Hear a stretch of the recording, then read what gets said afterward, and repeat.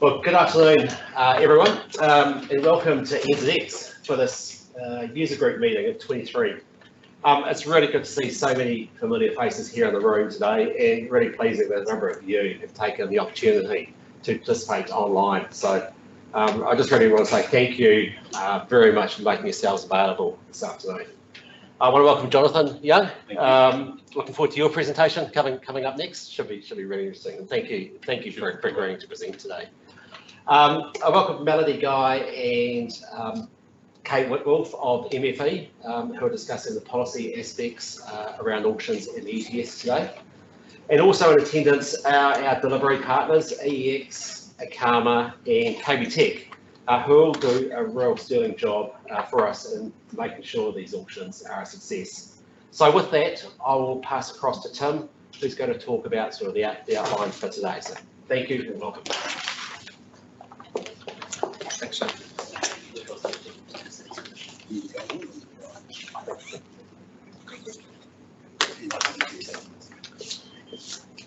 Thanks, Shane. I echo Shane's welcome to you all here to the user forum. And as you said, it's great to see so many of you here and not only in person but online as well. Welcome to those that are signing on online across Teams.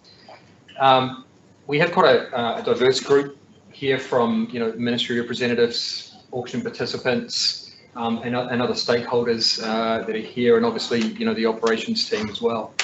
I've been involved in this process since inception. It's been interesting for me, as I mentioned to a few of you earlier, in terms of going through the tender process and preparing all the processes and platforms and systems through that process to get where we are here. They just completed the 9th auction. So we've got a great lineup of speakers, as Shane mentioned. A few logistics to start off with from safety point of view. The building is actually considered one of the safest in Wellington. Next to Papa, I think actually one of the best. If there is an earthquake, anything that we have to evacuate, there is a stairwell just over here in the middle. Please stay away from the glass staircase here for obvious reasons. Toilets are also located just over here as well, which are all online, so please help yourself.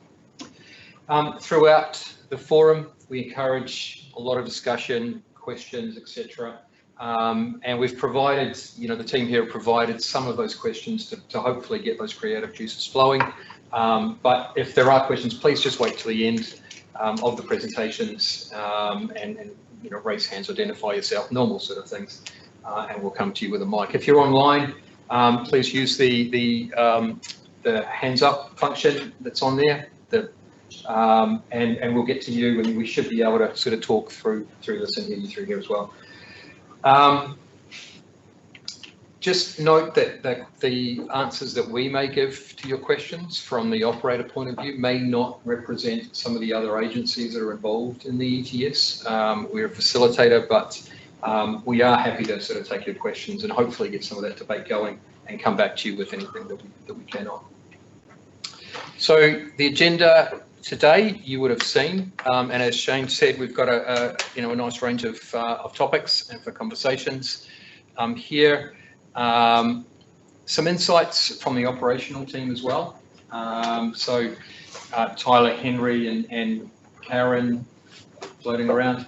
They're in the engine room. They're pulling the strings. They're going to talk to you a little bit about sort of what happens behind the scenes. They're going to talk to you a little bit about the auction so far. Talk to you about the mechanics of the last auction, and take you through some of the product and sort of process pipeline that we have there as well. So we're interested in your thoughts on that. Is there anything that we can be doing differently, better, more of, less of, those kinds of things? We've had a survey out, which Henry will talk to, but please do give us that feedback either now or later. So without further delay, I will hand over to Jonathan to discuss the integration of the carbon capture, utilisation and storage across New Zealand. Jonathan comes to us from Ara Ake, an organisation, I think as I was saying to you before, that I've been quite fortunate to work with. And it's something that I've really quite enjoyed because it's quite a tangible part of the job that I work on. There's a project that we're involved in, multiple trader relationships, which is working with Kiangora, other agencies, and it's about sort of dealing to the energy sort of issues that we have, but also with a social conscience. So it's a very nice, an interesting piece of work. Ara Ake is a very solution-based organisation, so I really have enjoyed that. So Jonathan, you've been with Ara Ake since 2021. Prior to that, Member of Parliament, the New Plymouth area, holding down a variety of roles there. So without further ado, I'll hand over. Thanks very much. So much, Tim. Thanks so much, Tim, and Shane, thanks for your welcome as well. Really appreciate that.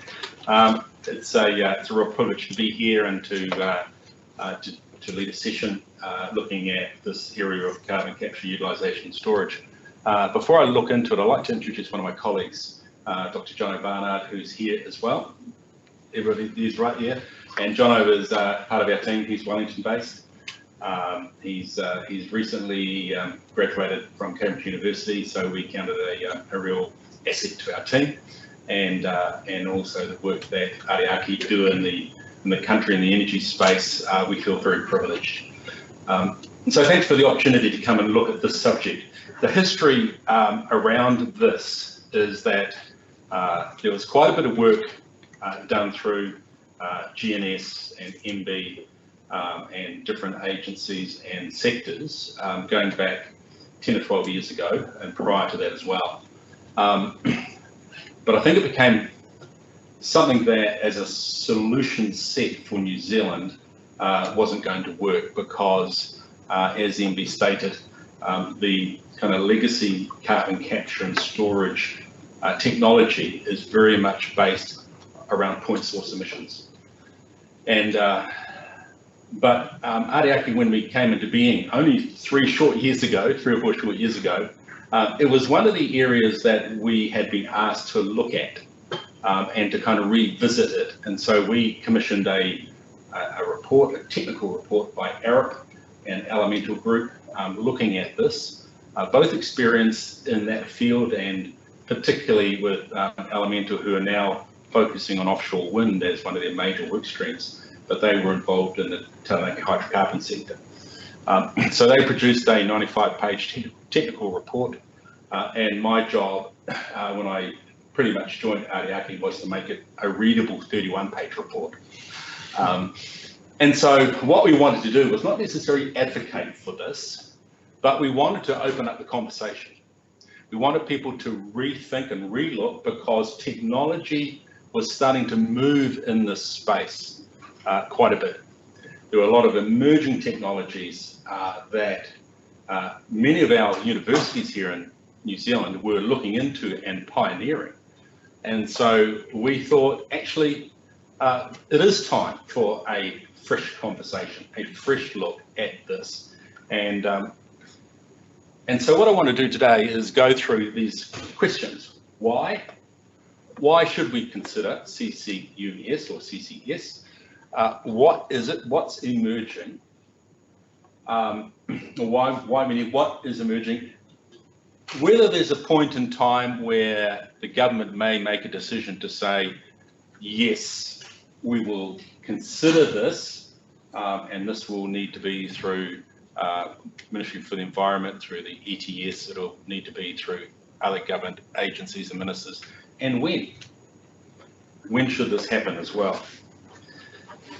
So here's one of the reasons why. Professor Susan Solomon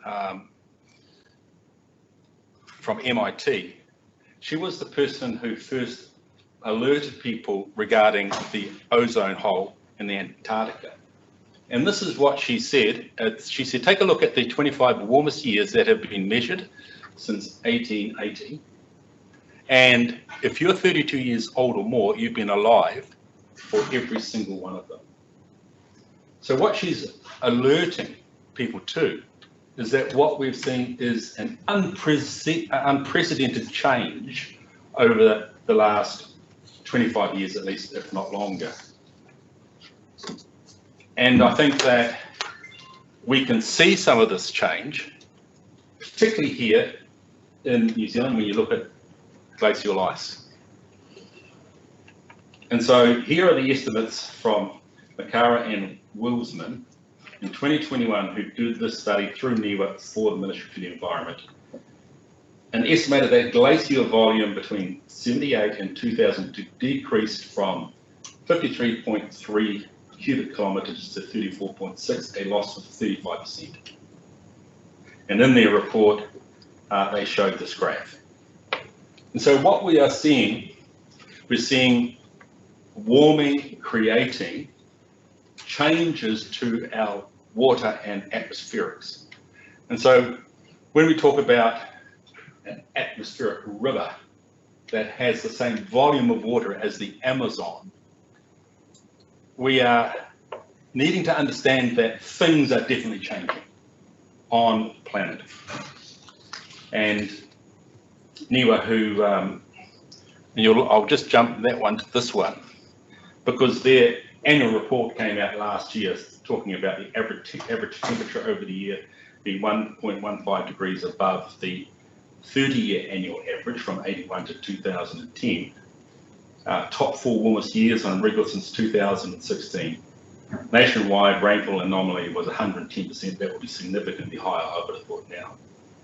And this is why you know it's true, because New Plymouth, where I come from, had the highest annual sunshine total of 2,659 hours. And this is doubly why you know it's true, because they said Wellington was the least sunny place in New Zealand. So they don't hold back the hard facts. So what they're identifying here for Aotearoa New Zealand is a changing environment, which is why we did this report. You can access this report on our website, araake.co.nz, and it's an easy read. And I encourage you to have a look to give you an overview of current work and technologies that are happening around the country. And I think around that time of this report coming out in May last year, we had comments coming through from IPCC, and our point of view from Ara Ake is that reducing emissions is always the priority. But according to IPCC, they say the deployment of carbon dioxide removal to counterbalance hard to abate residual emissions is unavoidable. And there will be industries, and we know them, that have hard to abate emissions. In fact, the Climate Change Commission referred to them in their first set of advice to the government. And they went on to say, carbon dioxide removal cannot serve as a substitute for deep emission reductions, but can fulfill multiple complementary roles. Firstly, further reduce net CO2 or greenhouse gas emissions levels in the near term. And secondly, counterbalance residual emissions from hard to transition industries or sectors. And here's such an industry. Sorry, well, did I jump? Apologies for that. For example, New Zealand Steel. And the comment from the Climate Change Commission was simply this, that these hard to abate industries are likely to still create significant emissions in 2050. But they provide products that are fundamental to the economy, like cement, steel, and iron. And New Zealand has a choice as to whether it's critical to keep these industries manufacturing plants based in this country.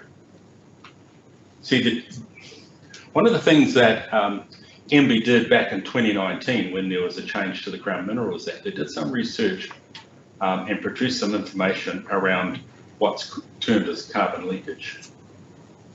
And essentially what they said is if New Zealand has to import steel, historically the countries where that steel would come from would be Australia and Indonesia. And at that time, their assessment was that both of those countries have average energy emissions in electricity, which is 5 to 6 times more than New Zealand. So if we didn't produce in New Zealand and we imported from Australia or Indonesia, we're most likely in that activity create more global emissions than reduce them. And that's what the Climate Change Commissioner, Dr. Rod Carr, was saying. New Zealand needs to have a conversation about this to understand the trade-offs. While we may see a net decrease in New Zealand globally, because we live in a biosphere, we share atmosphere, it may not make any difference. In fact, it may make it worse. So we kind of need a mature conversation about this, which is what our report was essentially wanting to support and promote.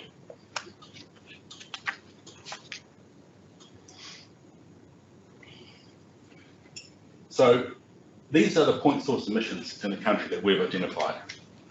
And it comes to just under 10 million tonnes. And they are the kind of one-offs: the Golden Bay Cement, the Glenbrook, the Huntly, Methanex, geothermal all sites, Fonterra all sites. And then there are gas-fired power stations in Taranaki, and then there's the aluminium smelter in Tiwai Point. One of the challenges around point source emissions is that it's such a costly exercise that it's better if you can hub. And with our point source big emitters, they are not in close proximity. So the economics of this are very challenging. And that's what MB identified back 10 years ago. And so their position was this is MB's statement from their website, and it's still there, although there's a lot of more information about perhaps what is currently happening in New Zealand. It's New Zealand's international approach has been to support the uptake of CCS, in particular by countries that emit large amounts of CO2. New Zealand's support for the international development of CCS does not prejudge any decision on whether or when it may be undertaken in New Zealand. So it's kind of a watch situation. Let's review, let's keep an eye on things. Let's support it, particularly for those large point source emitters in countries where there's a very strong and large industrial base. And if you think about New Zealand in terms of our emission profile, we'll see that the majority of New Zealand's emissions are distributed. They're not at point source. It's transport all over the country. It's livestock. And we don't have pen farming. It's very difficult. You can't capture those emissions effectively. And so all of just those two add up to 61%. And so MB were correct to say that the technologies that were currently on offer are not going to be a solution for New Zealand. Hence our report. So, and that's the cover of our report. But there are examples internationally where there is a fresh approach looking at things. For example, the Drax power station in northeast England, in Yorkshire. So it's been modified to move away from coal to biomass. And they're going to put carbon capture units on 2 of their furnaces. And their belief is that they'll be able to capture 95% of CO2 emitted and deliver up to 8 million tonnes of negative emissions per year. And that's a project that's underway. Actually, New Zealand companies involved in that project as well. And so that's using biomass, which is considered neutral instead of coal. And then once you capture the emissions from that biomass, you start to create negative emissions. And they use wood pellets. And this is an example of the wood pellet that's been torrefied.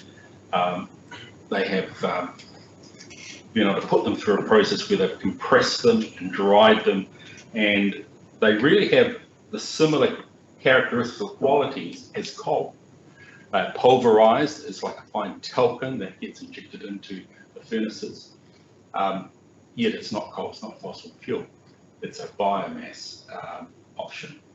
And then if you can capture the emissions from that, not a cheap exercise, but then you can actually create negative emissions. So I think it would be a great story. I know that Huntly have trialled this already, and other industries like Fonterra are looking at these torrefied wood pellets.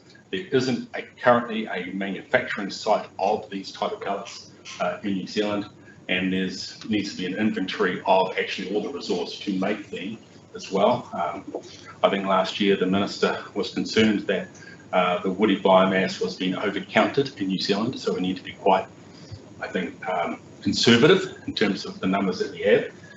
But what it does, it offers something which at the moment, Huntly, in a normal hydrological year, just under 2.5 million tonne a year of CO2. Imagine if that went to negative emissions. I mean, what a story that would be. There's other ways of storing CO2, because once you've captured it, you need to do something with it. We don't have a legislative regime for capturing and monitoring CO2 when it's stored in subterranean situations. But at Kapuni, they have been injecting gas there for some period of time. The natural gas in Kapuni is 44% CO2. The spec of natural gas has 12% CO2 in it. They have got a number of percent that they need to consider what they're going to do with it. At the moment, they are the only commercial producers of CO2 for industry, for medical supplies, and we know now that, well, for the last number of months, they've had some issues with their CO2 plant. So we know that you can re-inject it, but in order to monitor it and also to ensure that correct liability is placed around its continual storage, there needs to be a legislative regime to do that. So this is Huntly moving to trials on biomass. One of the areas we touch on in our report is this basalt rock called olivine. New Zealand has vast supplies of it, and it can nearly absorb its own weight in CO2. A lot of work has been done at Canterbury University, Dr. Alan Scott, in this particular area. I was fortunate when I was down in Invercargill to go to this site in a quarry where they were doing core samples, and you can see that kind of green tinge to those core samples. That's the olivine. It just has this capacity to absorb CO2, and this is the rock here, and you can imagine that if it was injected into that, there's a lot of fissures in that rock. It finds its way in, and the amazing thing about when it combines with this rock, in the end it carbonates, it becomes solid. And so if there was one particular technology that you knew could secure CO2 permanently, it would be something like this. And there's massive amount of resources of this in New Zealand. For example, at this quarry near Bluff, they estimate there's 4 cubic kilometres of this at that site. So it's going down a long way. And not that you have a hole that's 1 kilometre each way and 4 kilometres deep. You'd see that from Mars, I'm sure. But you know, the opportunity to perhaps inject is something that I think they have considered. Then what we have in the Waikato University, working with Ngāti Pūkenga and other companies, are looking at spreading this ultramafic rock, like olivine, onto fields, so in that kind of crumbled form, that would absorb CO2, and that they have received, Waikato University, I think it was $1 million grant to do this long-term study. Massachusetts Institute of Technology believe that in the soil, probably not here, because when you plough up soil, you're releasing carbon that's attracted. But if they were able to plough in carbon and referring to biochar, then their strong belief is that you could store carbon in the soil for a huge number of years. And what they're saying is that there's the opportunity to store carbon 1 billion tonnes a year through this process. And that's looking at more, these ones are looking more at a natural process in the system. Then we come to direct air capture, which has, I think over the last couple of years, has gained people's attention. There are about 20 direct capture plants in the world. Most of them are quite small. What they do with the CO2, most of them capture it to utilise it, to sell it as a product. We used to have quite a supply coming from the refinery, 100,000 tonne a year. That's no longer available, and so CO2 is actually a commodity in shortage in New Zealand. So this plant has been designed in Texas, and it will sequester around 1 million tonne a year. And that's just drawing it from the atmosphere. Maybe just a couple more slides, because I've got about 5 or 10 minutes left. There might be some questions, and my colleague Jono's here for the really tough ones. What we also did was we wanted to understand the Te Ao Māori point of view when it comes to carbon capture and storage. Because in their whakapapa, there's a very strong relationship with all things, all living things, and also the earth upon which we have made our home. And one of the views was, we don't like the idea of taking something from one realm, which may be considered as a pollutant, and injecting it into another realm. It doesn't sit and fit well with our feeling about our environment. Others had a different view. They thought it could restore the balance between Ranganui and Papatūānuku. And then others understood that you're actually returning, for example, if it's geothermal emissions, you're returning it to where it came from. And so there's one of the recommendations that we put in our report was that there needs to be a really meaningful and positive engagement with iwi, knowing that hapu and iwi will all form their own view. But if you're going to operate in their particular rohi, then your conversation with the hapu and iwi of that rohi is incredibly important, because despite whose name is on the title of a piece of land, they consider themselves to be guardians of all the area in their rohi. And that, I think, is something to be acknowledged and respected. And so what we felt was, if this were to become something which the government would consider as a technology that could mitigate particularly the hard to abate emissions from those industries that we ought not lose in our country, then those conversations with hapu and iwi and with local communities is really important, because there will be a lot of questions people have, particularly around if you're doing permanent storage in subterranean depleted wells. They want to know that what goes in stays in, and there's not going to be any opportunity for something to happen and to be dangerous. This is probably the best work in New Zealand by Professor Barry Barton, Waikato University. He did this work in 2013. A huge volume of work looking at the regulatory and the legal framework for New Zealand, and essentially what he's saying, and of course it's also what the Climate Change Commission are saying, and also Ministry for the Environment is saying, is that there isn't an existing legislation adequate enough to manage this. So whether we should do it or not, I think that there are some particular areas, hard to abate industries, and the potential to get net reduction in emissions through a bioenergy carbon capture. They offer great benefits to New Zealand. We will have building a significant liability of cost as a country. If we can reduce that within our country and support the development of technologies where it's seen to be valuable and valid, I think that's something that we should consider. Knowing that there are significant lower cost options. For example, to reduce transport emissions, we are swapping out the fleet. We're going to battery electric, we're going to hybrid, hydrogen diesel for trucks. We're looking at fuel cell technologies as well.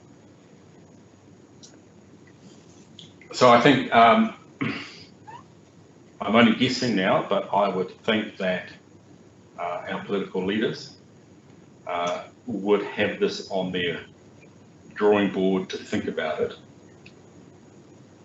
I think increasingly, as we see the effects of climate change that ravage our country, particularly this year, what can we do? You might think, oh, we're only 0.7%, 0.17%, even smaller. But if you got all the countries under 1% and added them up, they would add to about 20%. So the little bit that we do does count. I can probably jump through those. We've said that.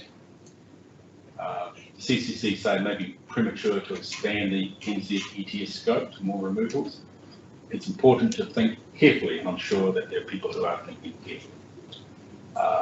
Hard to abate residual emissions and net negative emissions. I think they are the big goals that we should focus on. I think that those are the goals that, by and large, most New Zealanders would say would be done for. Thanks very much. Any questions? Too many hands. Tina? Hi, thank you. Good presentation. Have you heard of a company called Energy Dome?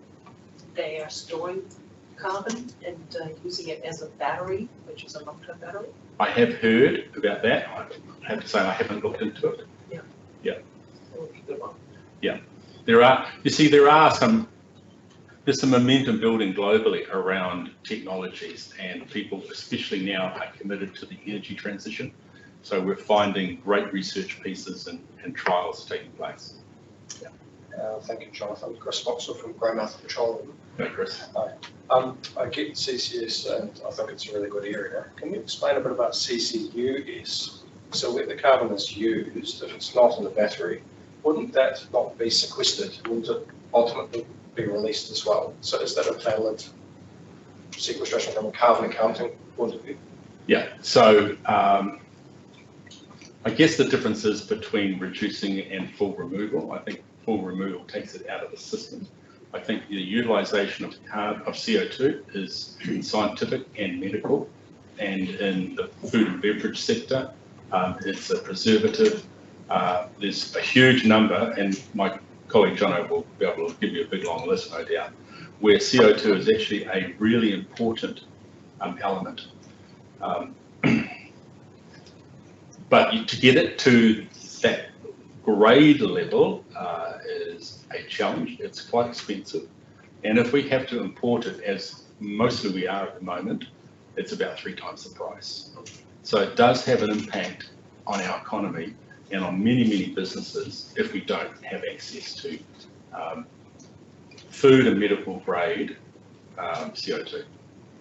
Yeah, it's being used as a refrigerant as well, so yeah, its uptake's quite large. Yeah.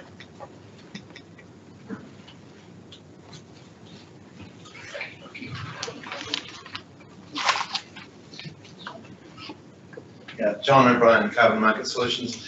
My question is about the capital cost of CCS is well known to be very high. So at what cost per tonne of CO2 in New Zealand does it become viable to undertake a project? Let's say, for example, in the future it was expanded to the ETS, so you could get NZUs. At what price per tonne of CO2 does it make it economically viable to invest in something like this? I can only anecdotally answer that question, and this is going back a couple of years ago. One of our significant leaders in the energy sector said at $50 a tonne, we will look at this, which is why the ETS is actually really important. It sends price signals that change behaviour. And I know that currently there's a number of industries who are looking at this.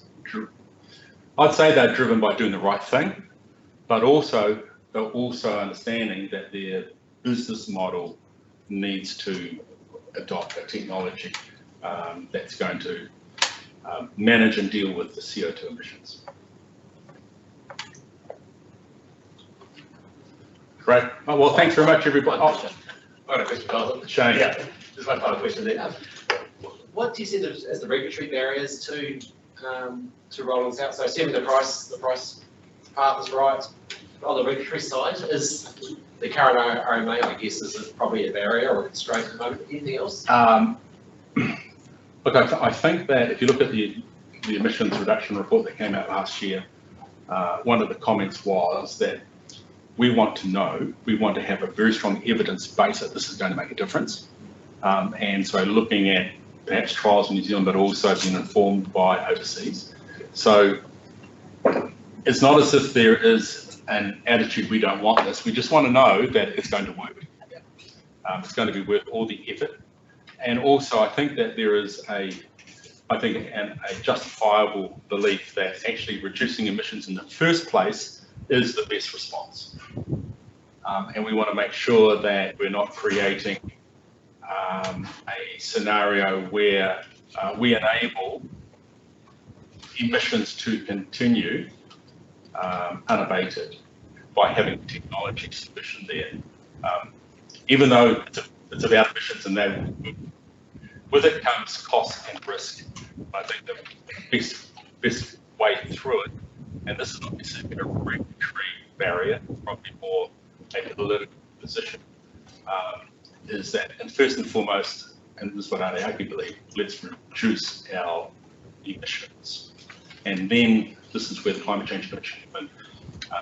Let's look at where we apply this technology. It's in hard to abate industries, and it's potentially with bioenergy carbon capture to create negative emissions. And that's where I think some thinking is taking place. Okay. Thanks so much, Tim. Wonderful. Thank you, Jonathan. Thank you very much.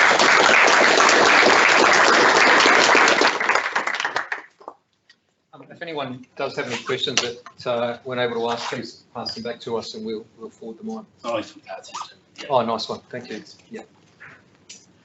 So next we have Karen and Tyler to talk to us about a few insights and detail into the auctions. Tyler and Karen have been with us for some time. Tyler, you've been around for all of the auctions. I think the first one from an observatory sort of a process, but you're now pulling the strings. So I'll hand over to you guys. Thanks. Awesome. Hi everyone, and thank you, Tim. So this next section will be split between two, so myself and Tyler. So I'll just be giving you a summary of how the auctions have performed since they've started, and I hope to provide you with some valuable insight as to sort of the key connections that we see as the auction operator.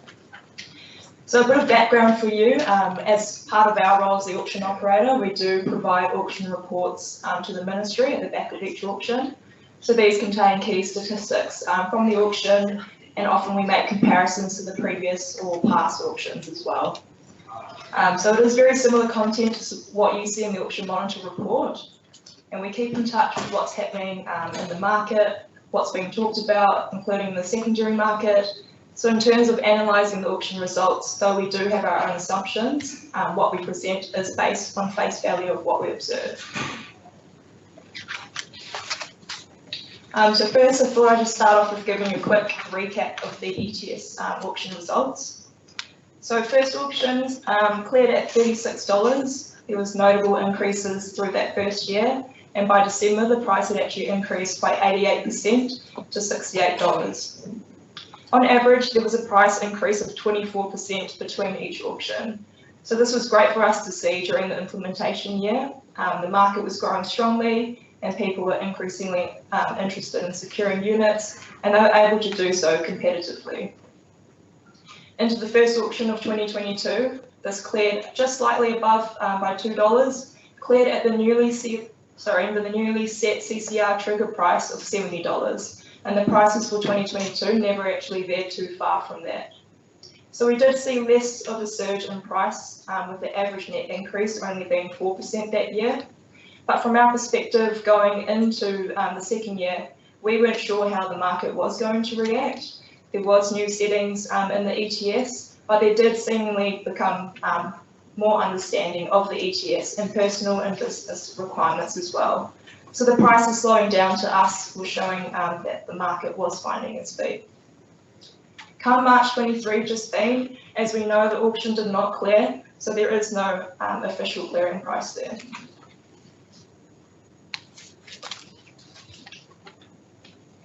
So we wanted to give you an idea on the participation that we've seen along with the success rates. So we've got the bars here showing you the number of participants and the lines showing number of NZUs bid versus NZUs sold. So in general, we had much higher participation seen through 2021. We were averaging 11 newly registered participants that year compared to 3 newly registered participants in 2022. One of the key points here is comparing the success rates between year 1 and 2. So you can see from the red bar, many participants were unsuccessful during the 2021 auctions. That second auction of the year only had 43% success rate. Now, auction success is not something that can be easily predicted. It does come down to various factors, and it's the nature of how the auctions function. So it really does come down to the behaviour on the day. But you can see, for example, potentially participants that missed out in that June 21 auction came back strong in that September 21 auction wanting to secure their units, and they did. Compare this now to 2022, the success rates were much higher. Participants were more certain about securing their units, though of course we can't ignore that there was less demand that year, so that meant less participants were missing out. However, the CCR was immediately tapped into in that March 2022 auction. It only left 1.3 million rolling over to that June auction. So that low success rate in June, you can see, is shown through the lines there, which is the gap in supply for that auction, where there was more demand than supply. In terms of analysing participation rates, again, it's hard for us to predict. Our anticipation is generally based on previous auction behaviour and just what we're hearing in the market. Participation in 2022 was ever so slightly decreasing throughout the course of the year. We started with 33 participants in March and we were left with 23 in December. Because of this, we were anticipating the usual high participation that we see for March 2023, being the first auction of the year and the one prior to the surrender deadline, and in fact we saw the least amount of participants to date with only 18. So overall, in terms of participation, it was more volatile in that first year, and then we started to see more consistency in that second year, but demand and participation has been decreasing. But we must bear in mind that the data that is shown, it doesn't factor in participants that may now be acting on various parties. So onto the demand side of things, the cover ratio is calculated by the total units bid for versus the total units available in the auction. So in 2021, in general, it's nearly double the cover ratios that we see in 2022. September 21, as we know, had the largest demand to date. The March 2022 auction opened with quite strong demand and the CCR was triggered. 1.3 million units left over, which were all bought up in that June auction, but then demand started to drop for the rest of the year. However, we did still sell all auction volume there. March 2023, we had the lowest participation and lowest cover ratio rate to date. We left all 8 million units available for auction in June on top of the rollover units. So from our perspective, we can only attribute number of participants to potential auction demand. As I said, generally we would expect more participation in the March auctions, but the March 23 auction didn't follow this usual pattern, and it was clear the market already had the units that they needed. The NZ ETS also allows for anyone to secure credits, so it's hard to predict individual behaviour. From the auction monitor report, sometimes we see that there's a 60-40 split between non-mandated and mandated participants. which is what we saw in the March 23 auction. So again, it is really hard to predict when we might expect that surge in securing compliance units.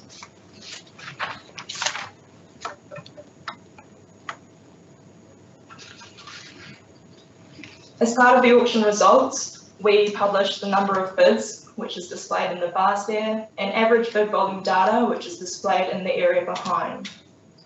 It is interesting to see that in the June 21 auction, we had the most amount of bids to date, yet we had the lowest average volume per bid. This means that multiple bids at lesser volumes on average would have made up the auction volume required to calculate the clearing price for that auction. On top of that, participants were demanding 2.29 times the amount of units available, yet the CCR was not triggered at a time when the price was $50. So that can give an indication to the low 43% success rate that we saw that auction. Then going into September 21, we had lower amount of bids, but higher volumes per bid. So participants were wanting to secure more units at whichever prices they were bidding at, which triggered the CCR, which ended up selling nearly 12 million units in total for that auction. Looking at 2022, we saw quite consistent average volumes through the year. New participants did plateau, which could be an added factor to that consistency that we saw. And compared to 2021, the number of bids almost halved, but the auction volume still cleared and we had really high participant success rate in 2022. So it showed us that supply did seem to match with demand that year. In March 23 just been, we had the lowest amount of participants, leading to the lowest amount of bids to date, yet the average volume per bid sits just below the average. This is something that Tyler will explain the impact on further on.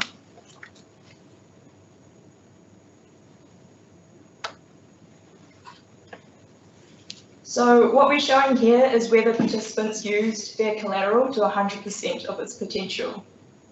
As you know, you can bid 4 times the amount of collateral value you submit. And what we see is that there tends to be more collateral used up in the earlier auctions than towards the later ones. However, you as participants may have the answers as to why we see this as the auction operator, but there may also not be a reason as to why there might be a lack of trend here.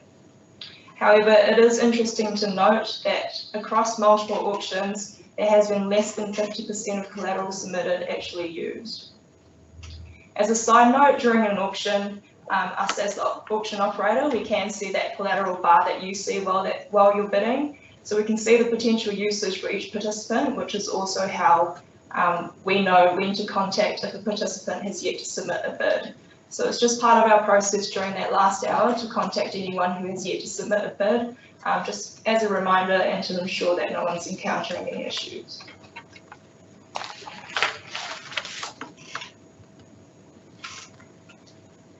So lastly, we've got the proportion of NZUs won by a participant.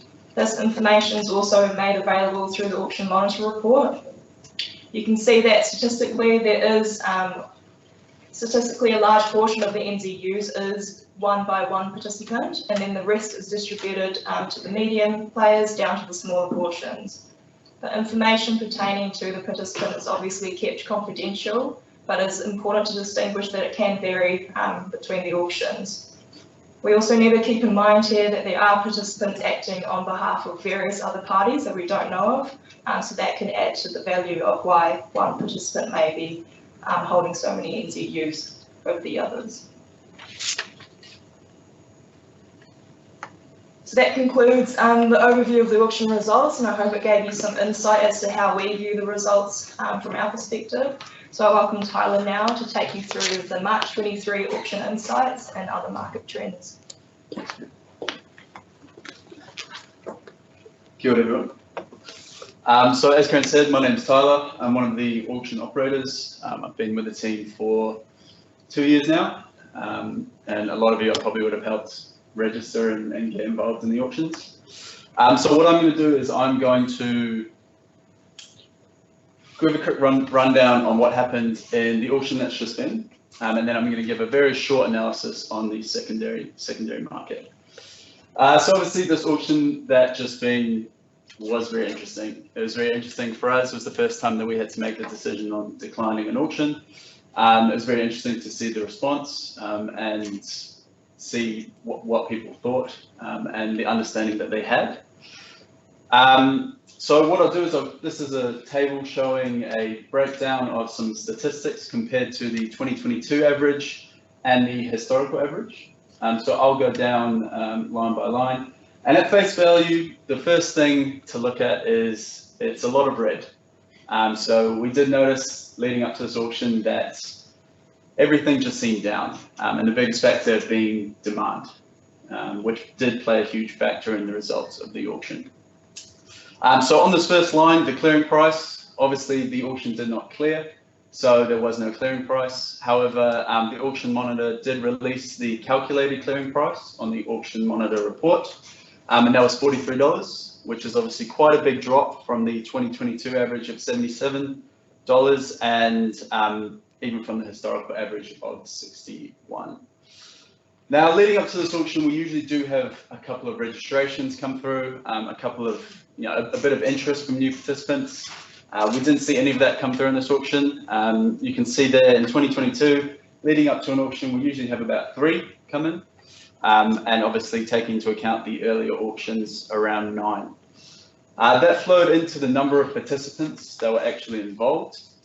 So only 18 participants were involved in this auction. That's 9 less than the 2022 average of 27. That's 12 less than the historical average of 30. So when you've got a lower amount of participants, you're missing out on their bidding volume. And so that flowed on to the number of bids that were submitted. So 194 bids submitted. That's a huge drop off from the 2022 average of 305. And of course, a drop off from the historical average. And so therefore, the total units that were bid for, the total volume that was bid for, was significantly lower as well. So only 4.8 million units were bid for. We only just fully subscribed the auction. Whereas if you compare it to the 2022 average, it's 43% lower than that. However, for those that were in the auction, we didn't notice that much of a drastic change in their bidding behavior. So you can see that in the average units per bid. So it did drop off. It's 12% lower than the 2022 average, and only 13% lower than the historic average, but it's not as drastic of a change. It's also shown in the average volume per participant. So this is total units bid for divided by participant. That's a drop off, but not by that much. Leading up to the auction, we did have an inkling that it was going to be a bit of a different auction, because when we see the collateral come through, you can kind of get an idea of how it's going to play out. And obviously we can't see how much collateral was lodged, but we did know that it was half of what we were usually getting in the 2022 average, and 40% of what we usually get historically. All right, so why did the auction decline? So the auction declined because the clearing price did not meet the minimum price settings, i.e. it did not meet the confidential reserve price. So what is the confidential reserve price? That is set by the regulations as the minimum price at which the government will sell units during a specific auction, and is calculated relative to the secondary market price at the time. It's really important to note, because there was some confusion around this.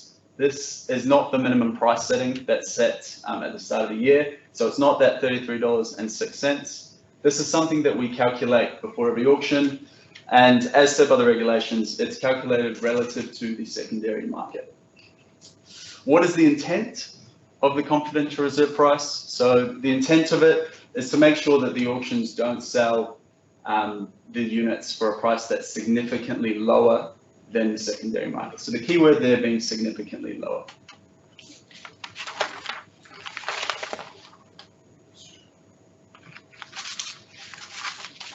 All right, cool. So before we get into the weeds of the confidential reserve price, how the clearing price didn't meet the confidential reserve price, I think it's important to get a quick recap on how the clearing price is actually met. So I've got an example here. I've got a couple of examples of 2 auctions to articulate this point. And in both of these auctions, there's 10 million units that are available for sale. There's 7 participants. And in both of these auctions, those 7 participants are bidding at the same price. In this top example, though, each of those participants are bidding for 1 million units. So that means there's 7 million units that are bid for in total. Now, obviously, because we've got 10 million units available, this auction is not fully subscribed. And so what that means, because we're not fully subscribed, the clearing price is set at the lowest bid price. So in this example, the clearing price is set at $10. Everyone receives units, and everyone receives them at $10. And it'll stay at $10 until we reach the auction volume, so until we reach 10 million units. In this example on the bottom, we have got the same participants bidding the same prices, but each of them bids for 2 million units. That means we've got 14 million units that have been bid for in total. So we are fully subscribed, we're oversubscribed, which means that 4 million units will not, 4 million units that we're bid for will not be won. And so when these bids come in, they are ranked from highest to lowest, indicated in the graph. And we find the highest ranked 10 million units. So that's shown on this graph by the vertical line, the vertical orange line. And from the highest ranked 10 million units, we find the lowest price. And that is shown there by the $30 price. So the clearing price is set at $30. Anyone that's bid at or above that will receive their units. And that's shown by the ones in the dark blue. And anyone that has bid below that is shown in the light blue, and they will not receive any units. So what this is showing you is that you can have the same auction with the same participants bidding at the same prices, but volume has an impact on where the clearing price will be. Awesome. So given what we know about the confidential reserve price, given what we know about how the clearing price is found, why did the auction not clear? So it's important to note we had 4.8 million units that were bid for, and so applying the clearing price calculation and the methodology, we had a calculated clearing price of $43. That's shown on this graph in the light blue dashed line. And then we had a secondary market price leading up to the auction, which was sitting at around $65-ish. And that is shown in the dark blue line, which means that the confidential reserve price had to be somewhere in between this range. Obviously, we're not going to tell you that on air, but this gives you kind of a range of where it is. And so we calculate the confidential reserve price before the auction. We get the clearing price when the auction closes, and we just do a simple analysis. Is the confidential reserve price higher than the clearing price? If not, if it is, then we will decline the auction, which is what happened here.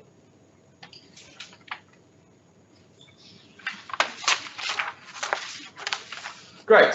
So we know how the clearing price is found. We know more about the confidential reserve price and the range it was in. So hypothetically, what could have changed the results for this auction? I think it's a number of considerations. So it's a number of factors, and a combination of all of them really would have made the biggest impact. So obviously, as I've said before, we noticed that demand was down. 4.8 million units were bid for. And so for those that were actually in the auction, the average volume that they bid was down, not drastically, but significantly. And so if everyone just bid for more volume and they kept the prices the same, but the volume was greater, then it could have had an impact on the clearing price, which could have put it above the CRP, we don't know. Another consideration is more participants. So we were down on participants, we were 12 less than the historical average, we were 9 less than the 2022 average. If you had those participants, if you had their bid volume, as you've seen in the example given before, it could have had an impact on volume, and it could have put it above the confidential reserve price. A last consideration, a last factor that could have helped is obviously if everyone just bid higher prices. So if everyone kept the volume the same, but everyone that was bidding just bid for higher prices, particularly those on the lower end of the scale, then perhaps the minimum price to meet that threshold could have been above the CRP. All right, so that's the March auction. That's a bit of a breakdown. I hope that it gives some explanation out there. Now I'll quickly just go over the secondary market and just some trends that we're seeing. So this is a graph here which shows you how the secondary market has tracked. The orange dashes show the auction clearing price. And some quick takeaways from here is that the secondary market has closed higher than the auction clearing price half the time, so 4 out of 8 auctions, and the auction has cleared higher than the secondary market half the time. All right, so there's not much of a difference there. There also isn't that much of a difference in the prices. In fact, the highest difference being $3. So there is a really strong relationship that stays with the secondary market and the auctions. Another quick observation here is, especially in 2022, there is a slight indication of perhaps a resistance level.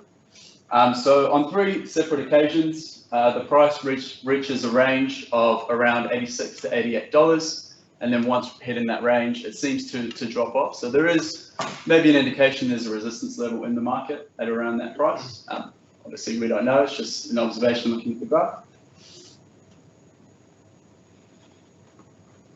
All right, and tracking that alongside some key events that have happened both domestically and internationally, it's pretty easy to see that there are some key events that have determined the pricing pattern. So the first of this being in late February 2022. So we first reached that resistance level. At this point, we reached a point of $86.25. And then obviously the Ukraine war happened, and you can see a pretty sharp decline from there. Drops from $86.25 to $70.25. At that point, the auction cleared at the $70 CCR price. And then we're pretty steady, and we see the next sharp increase in late July, and this is when the CCC releases their first advice for the ETS settings for the next couple of years. We see a sharp increase from 72 to 80, and then we see it reach that resistance level one more time, for the second time. So it reaches a price of around $87.30, and then it drops off again. And then we reach quite a volatile area in the graph. And it's at this point where the word recession starts creeping into our vocabulary again. Inflation starts becoming front page news. And so there's more kind of global economic turmoil. And then we reach that resistance level once again for the last time, hitting the highest price that we've seen so far, $88.50. And then we drop off once again and do one more rally just before the final ETS settings are announced. And then we see a steady decrease leading up to the March auction. In this period, we see low volumes that are traded in the secondary market, which are likely to have an impact on that. And then just before the auction, we see a very sharp decrease. Auction doesn't clear, a sharp increase, and then it seems like we're carrying on the same trajectory that we were before. So that's a very quick rundown. And that is the end of our section. So we've got some discussion points. I don't know if you should join us, Karen. So yeah, open floor here, open to any questions, open to any comments. We do have some questions here just to spark some thoughts in any of you.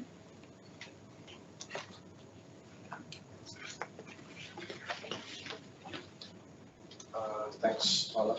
A question first on the mechanics of the June auction. So when the clearing price will be calculated, is that based on the 4 odd mil units, or will that also include the carryover from the March auction? These units will roll over. Yeah. Yeah, so it'll carry on. So the clearing price would be effectively the 8 or 9 mil of units will set the price. Correct.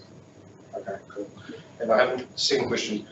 Which party calculates the confidential reserve price? So we calculate the confidential reserve price before an auction, but it's a methodology that's set by the ministry. Okay, cool.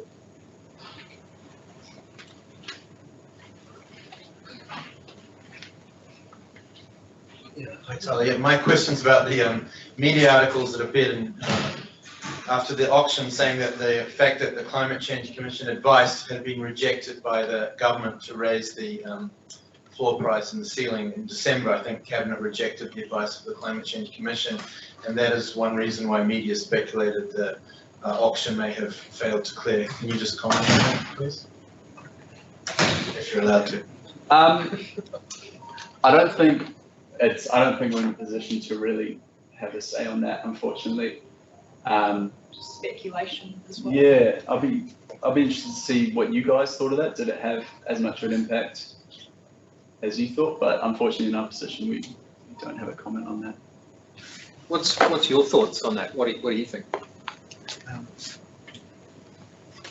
Yeah, I think that did have a negative impact, because if the government doesn't follow the advice of its own Climate Change Commission, it sort of asks the question, why did they set up a commission if they're not going to follow its advice? So really, I think going forward, if the government followed the advice of their own commission, that would help grow market confidence. I think from the point of view of the market, you might lack a bit of confidence if the government doesn't follow the advice of its own Climate Change Commission. So it's just a comment. Interested to hear what other people think. I think it's a fair observation, and as you say, I think it would be great to open that up, and perhaps MEP can talk a little bit about that, coming up.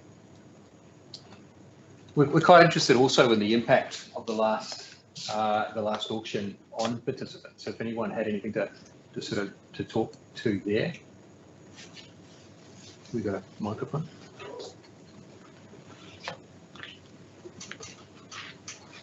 Hi, John Liddell from Timaru District Council. Me being here today is one of the direct impacts of that auction, because we had previously, we're a small, at best moderate emitter that we need to cover.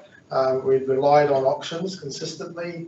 We're not bothered about aftermarkets or prognosticating any future trends or any of that sort of stuff. We talked about it, but it was very low in our priorities. And then, obviously, we then didn't get anything in that auction, and it wasn't critical, but it would potentially become critical in terms of just our delivery of credits. So we started looking at what do we do if this is a thing, So our sort of nascent discussion about alternatives rapidly escalated to us becoming an active participant in the aftermarket, and now tracking trends, tracking prices, looking at a much more sophisticated modelling process within us. And I suspect that for many small and moderate players that a similar process is now occurring. That, it's like, no, we can't rely on auctions. That might not be a correct assessment, that we maybe can rely on auctions, but there's a set of parameters we have to understand. But that was our response. So, and engaging much more. Now, of course, the implication of that is if we are representative of small and medium players, and everyone starts engaging a lot more, then a lot of those trends that you're seeing about less participation, things like that, that will change that behaviour, because people will start actively managing their relationship much more than, oh yeah, we feel like we need another 10,000 or 20,000 units, we'll go into this option, we'll get them, because hey, maybe not. So that doesn't give an answer to the precise question that came right here, because we weren't thinking, oh look, they've declined the Climate Commission's advice, therefore this will be our response. But contextually, it certainly has impacted on our behaviour and our engagement with the whole process. And I wouldn't be surprised if there are others in this room and online who are in a similar position, and probably almost certainly many others who haven't yet engaged with this group, but are starting to think along similar lines. So that's my feedback for what it's worth. Great, thank you. Yeah, and just to add on that, we fully agree as well. I think, it raised the question, as I said through my presentation as well, why did we see such low participation first auction of the year? And we were expecting more people, but then there was a slight surge in the secondary market, yes, immediately after, but I wouldn't say that was probably enough to have covered whatever units they were looking for in the auction. So I made the point that perhaps people in the market did already have the units that they needed, perhaps, and we do hear that people can hedge on a 2 to 3 year strategy, so perhaps we were just unlucky with the timing as well. But yeah, it is hard to say, going back to your point, John, if that is a direct impact of that, so yeah.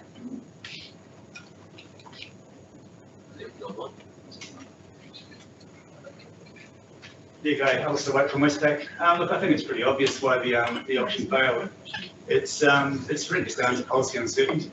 The market was disappointed with what happened in December and the government's failure to adopt the Climate Commission's recommendations, or at least go partway to adopting them.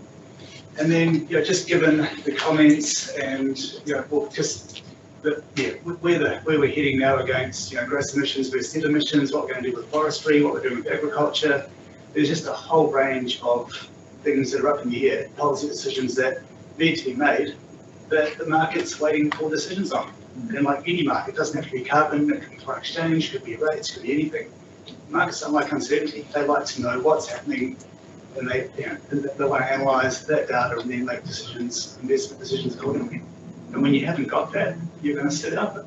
And that's actually what's happening at the moment. You've seen the number of participants was down, bids were down, everything was down, the prices come down. Because people are just sitting on the sidelines and they want to see what these decisions are going to be. And unfortunately, it doesn't appear that's going to happen anytime soon. So, we're going to go through a period where there is going to be low volumes. So, it's really just down to policy more than anything else. Is there anyone online, Alex, as well? Thank you, Elsa. There was a question online. So Mehul online is asking, under what circumstances can an auction partially clear? Correct me if I'm wrong, MFE, but I don't believe we do have partial clearing in the NZ ETS. Yeah, so it would, if you're talking about in terms of the June auction, as Chris was asking before, we do need the full auction volume, which is the rollover units plus the CCR. Oh, not plus the CCR, sorry, Kate. Hi, so there is one situation in which it could potentially partially clear. Kate Whitwell from NFB. That would be where the lowest bid price was at, and all the entire partial bids were all above the confidential reserve price.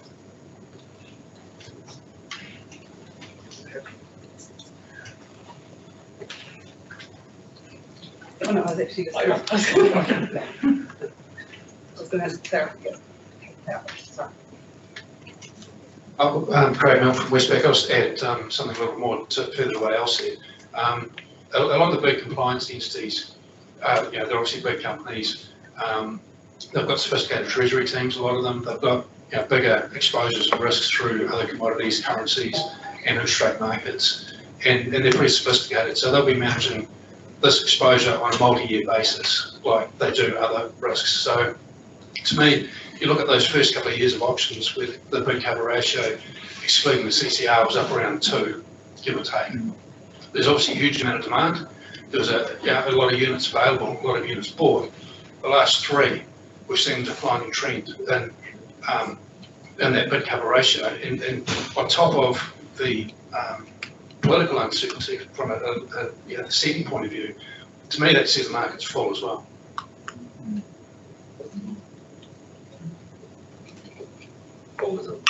Well, people they're not necessarily stockpiling.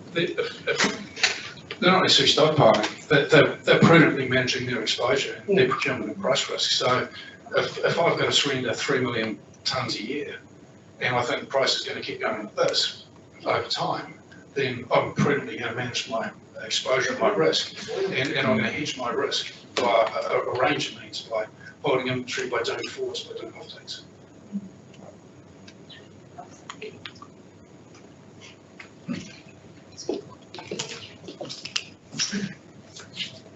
I'm Jacob from Contact. I've just got a question whether you've got any comparative data on everyone's surrenders at the end of the calendar year, and whether that compares to your observations. So we have, I have had a quick look at the registry data, but I wouldn't have analysed it enough to be able to let you know that, yeah. But like, have you been on the like registry yourself to see? I've completed our surrender. Oh, okay. So, Yeah, so they do report it. are there the total surrenders for last calendar year similar to the previous year? And whether that is enough, is there still enough units in the system for people not to buy in the next auction? Yeah, I'm not sure about that, sorry, but I do know that data is online in terms of full year surrendering of units, yeah.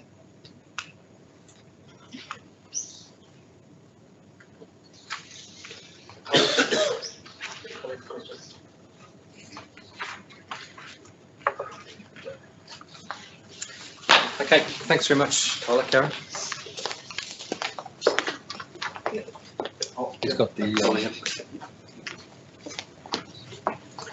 Okay, so we've just got one more presentation before the quick 15-minute break.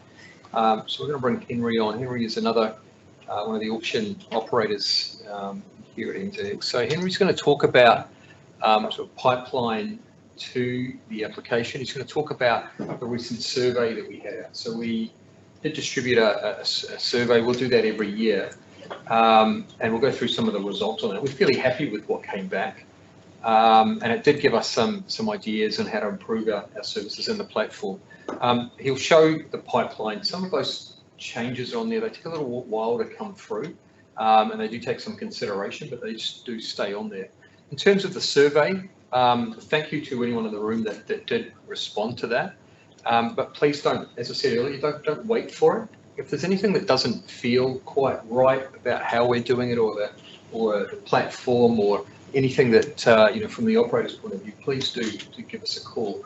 And I know many of you do already, and probably talk to Tyler, Karen, or Henry, but please do keep that up. So I'll hand over to Henry. Thank you.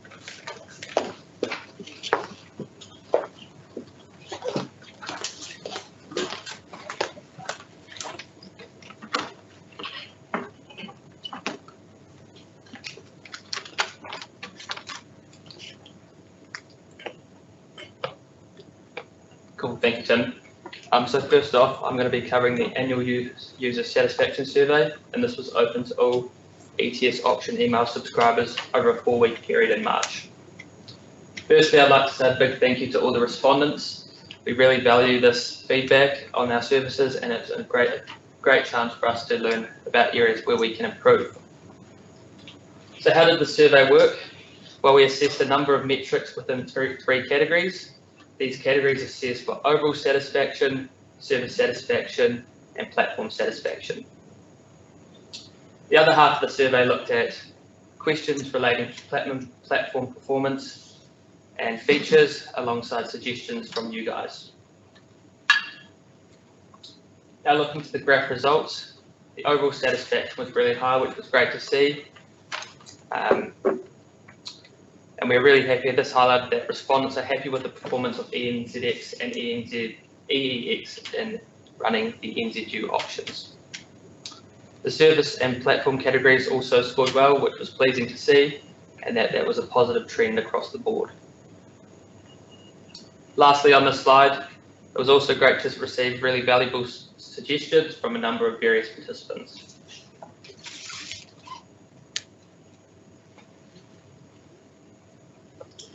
Now looking to the service performance results, particularly training or support provided and the understanding of the requirements. This was the area that saw the most neutral responses, and we saw this was an area that we can really improve our service and look to make some recommendations. In the past, we've held training webinars and workshops, which we're more than happy to start up again. So if this is something that appeals to you, please reach out to the email to the auction inbox, or talk to us after the session. We really want to help with training or support that you need. Please note we have received email requests for training support around bidding strategy, and we will not be discussing this at this time. Or any time. Oh, any time, so yeah. It was also pleasing to see that respondents are satisfied with the availability of our services and the quick response times to calls and queries.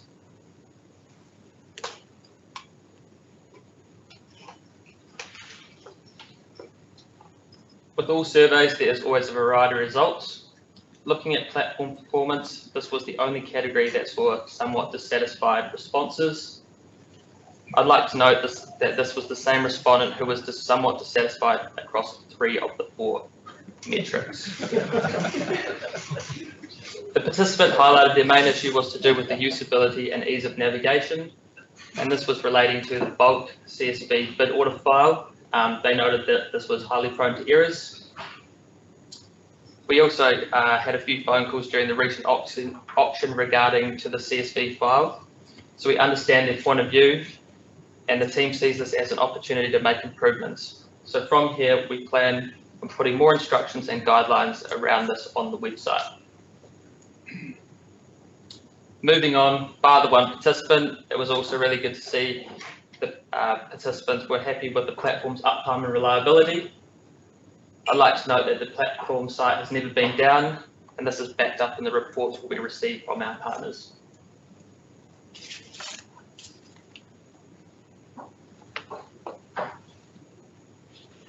Now to the suggestions. A common theme across the suggestions that came through was a large number of participants and subscribers are wanting more detailed information around for understanding market behaviour and activity. Whilst we really value these suggestions, a lot of these fell outside the operator's remit. There was a large number of comments requesting confidential information around individual auction bid data and forestry land data, which we are not in a position to comment on. One participant also highlighted they are wanting more market and auction commentary before and after an auction. Again, as the auction operator, we're limited in terms of the results and commentary we can present. Looking now to the auction platform and bidding system, there was a suggestion around faster navigation and user-friendly prompts. This has been noted, and we have added this to the enhancements pipeline. And the final suggestion that was around the NZU settlement, in particular shortening the NZU delivery time after a successful auction. Currently, we transfer the units once we receive the final settlement payments, which is usually T+4.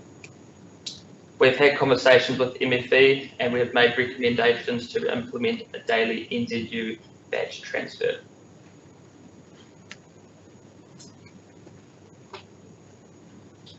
Finally, to the enhancements pipeline. There are 2 regulatory changes that have come from the previous participant feedback, and these have been recommended to MFE, and these are around the collateral methodology and the shortening of the collateral timeline to T-3.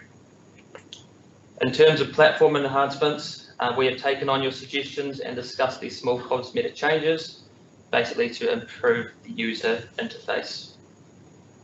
I've already briefly touched on the NZU delivery timeline. As I say, this is a work in progress, just like the training content, which we are always consistently looking to evolve. The last thing I'd like to mention is about the newly implemented NZX Voice of Carbon Trading report. A great deal of work has gone into this, and we are thrilled with this report. So if you haven't seen this, there is a link in your program sheet to the NZX Energy website. It is free for the first year. Please go check it out. There are also hard copies around the room. Awesome. Thank you. Do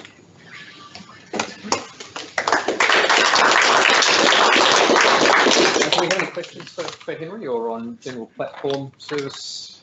Chris?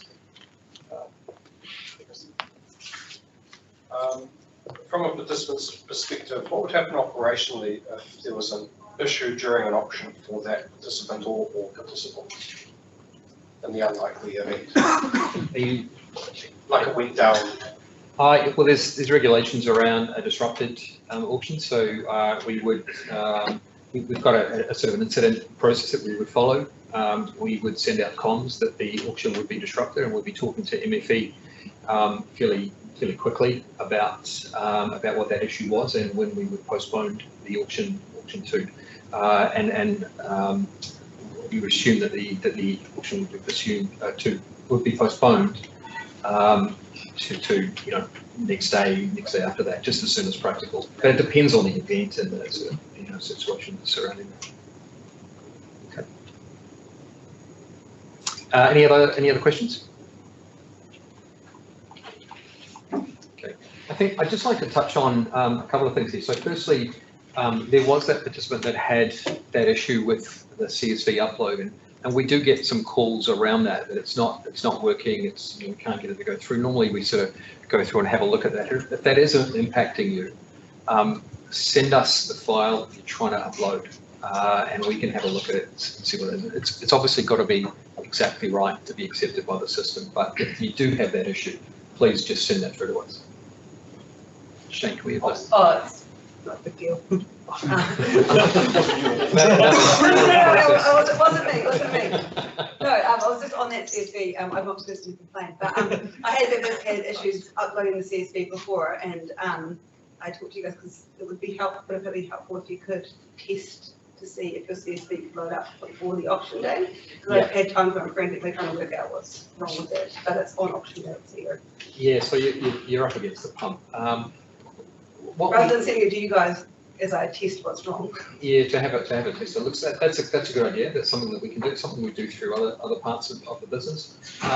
What I was thinking of here though is it touches on the training element as well. Is that there could be a possibility to run an auction simulation outside of the current window. So you could test your templates, test your processes, test your bidding strategy, have a look at the outcome from that as well. So if that's something that would work for you, then we're happy to do that. And we run these simulations from time to time. So maybe as for training for us or for some of the finance or operational team in MFE, we like to hone our skills and make sure we're prepared for all eventualities, disruptions, etc. We simulated a disruption actually before the last auction. So we run through this. So if that's helpful to you, happy to spend the time. Absolutely. Okay, well, I think... Can I just add one comment as well too? Okay. We move on. I was wondering, in terms of the level of data and information that comes out of the auctions, is it generally sort of sufficient for your own needs? Would you like to see more? Is there information that's maybe not so relevant that we're putting out, that type of thing? And maybe don't answer today or anything, but if you do have sort of thoughts on that, we value that sort of feedback around that. Just to sort of help with sort of the overall transparency of the whole market itself. I think we tend to get, tend to be new participants that come through. They're unfamiliar with the process, not so much the platforms, but how they should be bidding. And, as Henry touched on, we get calls from people saying, how should I bid now? The secondary market price is this, so what should I do to guarantee my units? And, we have to very politely decline to do that. And there's also an element of, if someone might put in 5,000 collateral and hope to bid, and it's obviously not going to meet the minimum amount. So, there is a certain amount of sort of hand-holding that goes on. There is a lot of training material, cheat sheets, etc. on the platform. But yeah, as you say, Shane, if there's anything that we can be doing differently, please reach out.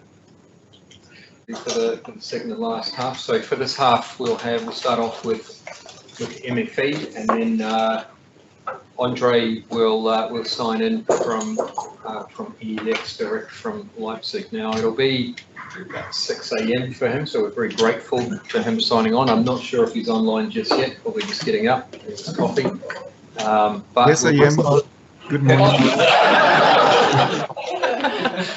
Excellent, thank you. Alice, you should have given me a heads up there.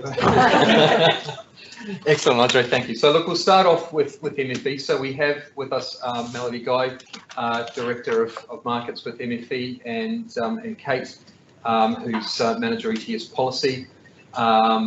We enjoy quite a collaborative relationship with MFE. We found them to be very responsive certainly to operating issues and dealing closely with their finance team, etc. After every auction, we get together, we discuss the outcome, we discuss any learnings, etc. that we've had. So, thank you for that relationship, and may it continue. So I'll hand over to MFE. Thank you very much.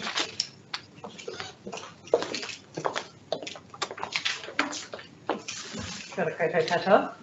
My name is Melody Guy, and I'm the Director of the Markets Directorate in the Ministry for the Environment and the area that I cover includes the emissions trading scheme, both the policy and the operational side from MEP's perspective, but also new markets that are coming on. So that includes agricultural pricing, voluntary carbon markets, and international carbon markets as well.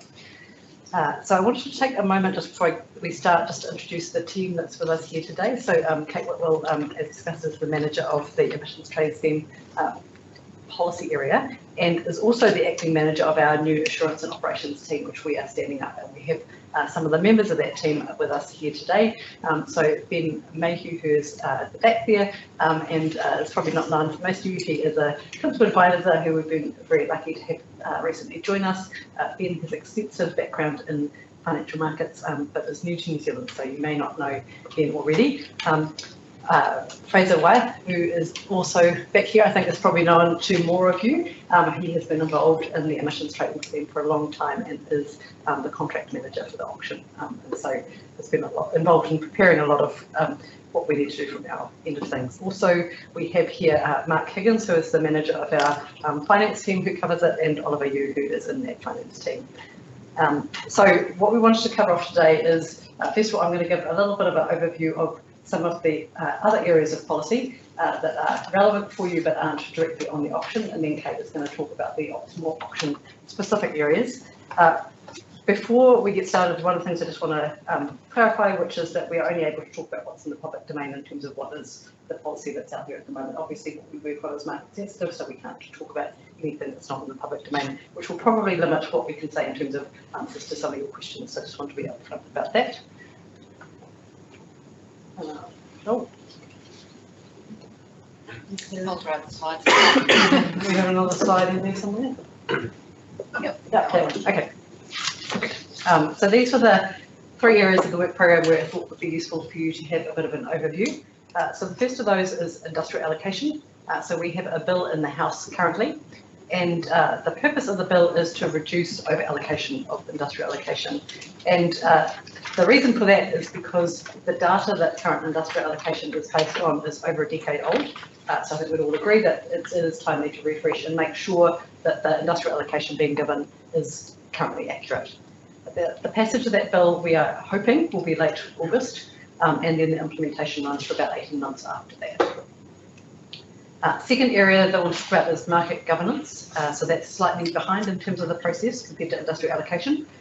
So the market governance framework for the emissions trading scheme is essentially thinking about to what extent you can apply financial product regulations to NZUs, where that's appropriate and where it's not. And so that includes proposals such as whether you have an independent regulator and any new rules relating to transparency and misconduct, as well as whether there's a centralised exchange. So this work program has been going on for some time. It's been building over the past 8 years. There's been multiple consultation periods over that period of time, most recently over Christmas. And I wanted to take a moment to say thank you to anybody who has participated in any of our consultation processes. Ministers really value what they get through the consultation processes. I know it takes time and effort to put in a submission, and any new information that you have that we don't have, ministers don't have, is really valuable. So thank you for doing that, and please keep doing that. So this market governance is currently sitting waiting for cabinet decisions, and given where we are in the electoral cycle, if cabinet decisions require legislative change, you'd expect that to happen after the election. The third area is in terms of where we are in the processes, but behind those, which is the ETS review. And to give you a bit of the background about where this has come from, before the last emissions reduction plan, the Climate Change Commission's advice to the government on what to include in the emissions reduction plan recommended that the government take steps to address the balance between the gross and net emissions driven by the ETS. And so this is essentially, given the presentation you've heard already today, this is essentially around the role of forestry in the ETS and to what extent the government wants to have net emissions reducing from emitters versus to have forestry removals at this point in time. This action was picked up in the government's emission reduction plan, and the government said that it was going to look at this, and it has also been the Climate Change Commission's draft advice on the next emissions reduction plan, which is currently out for consultation, again brings this point up and strengthens it. The government has released in the cabinet paper that sets the terms of reference. And so that's available on our website, and there you can see the detail about what the ETS review is expected to cover. Public consultation is expected later on this year, probably around mid-year. In terms of what it covers, the cabinet paper sets out that there is in principle agreement by cabinet to strengthen the incentives for gross emission reductions in the ETS, and wants to look at the role of price in terms of New Zealand's climate response. I will now hand over to Kate, who is going to talk about the auction specific elements. Thank you, Melanie. Yes, kia ora. My name is Kate Whitwell and I'm the Emissions Trading Scheme Policy Manager. I'm just going to go back a step and just recap and just reiterate on NZX presentation that auctions are now into the third year and are well established, and really appreciate the relationship that we do have with NZX as the auction operator. And the focus from here on in is on continuous improvement, and we welcome the opportunity to receive feedback and hear your views and input, and that includes through consultations, as Melanie said. So one of the outcomes of the reforms that happened in 2019 and 2020 when the auctions were first established was that there's an annual process set up to review ETS auction settings. You're probably mostly well aware of that. And I'll just make sure I'm on the mark. There we go. I can actually remember the very first auction in March 2021, and that bell brought it right back home because that was rung when the auction first started. I was involved at that time contributing to the auction regulations work. So yeah, thanks for that reminder, Tim. It was a great day. Anytime. So this year, the policy work program has obviously got an annual update process underway. There's been advice received from the Climate Change Commission on ETS settings for this year, and that was published in early April 2023. And so at the moment, the government's considering its response to that. The process from here, in order to set regulations by the 30th of September, which is the legislative date when they have to be in place, is that there has to be public consultation on response to the Commission's advice, and that's expected to begin mid-year, and then after that consultation the government will consider its response and then we'll set and announce the policy decisions. And that's for ETS price settings from 2024 through to 2028, because right now there's regulations in place to 2027, and every year there's 1 year further forward that is set at a minimum, and potentially changes considered to earlier years under certain conditions. So yes, look for that consultation. I'm sure you're all on the mailing list, but so as to the most recent auction result, I mean, you've already heard quite a bit today about the March auction and the role of the confidential reserve price. I think you've covered it pretty well. Thank you very much. I guess the rationale for that, just to restate, is that the government wants to retain price discovery with the secondary market, so as not to undercut the secondary market, especially when demand is low, which is the situation at the moment, but also fiscal prudence for the government. And what happens if in the June auction? Well, the unsold units from March do roll over to the June auction, so the volume available will be double what was available in March. I do think that question that was raised earlier about the partial clearance is probably important to be clear there, that there is one situation in which the auction could partially clear, and that's if every bid is above the confidential reserve price. Then it could partially clear, and any unsold units from that auction would then roll forward again to September. So yeah, there has been some commentary. Does this mean the ETS is broken, or there's been any, does that represent a failure? Well, actually, this was one of the situations that was foresawn when the regulations were put in place. The regulations were there to cover exactly this situation. So the secondary market is intended to be the benchmark price, and declined auctions do provide a market signal, I guess, that alternative sources are sufficient for now. I think we've heard some commentary to that effect today. Just wanted to give a few comments on behalf of the finance team, who are here to answer your questions if you have them. Generally, the auction finance processes continue to perform well. In general, there's a really good working relationship between MFF Finance and NZX operations, and processes are working relatively efficiently. There have been some improvements to settlement timeframes, and they're working to streamline them further in the future. So thanks for all your feedback on that, and happy to hear more. Also collateral handling. So cash collateral is still the most popular option. There is a reminder that if you are making international payments for collateral, that it can take several days to show in the MFE bank account. So do please allow enough time to get this cleared. The recommendation is 3 days before final collateral cut-off. And of course, MFE Finance does work to return the collateral that is unused as promptly as possible, and that it must be returned to the originating bank account. There is a non-cash collateral option available, and MFE Finance and Heavy work through that with participants who wish to take this option. Please do get in touch early and allow at least 15 working days prior to the option if you want to set this up. Because it requires early notification and pre-validation, and charges may vary, so discuss that with your bank or financial institution.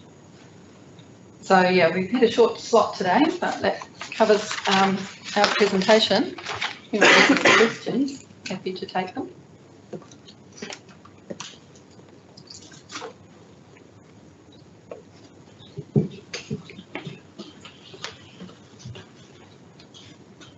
Thank you very much. Does the Ministry have any learnings from reflection on the March option that you can share with us?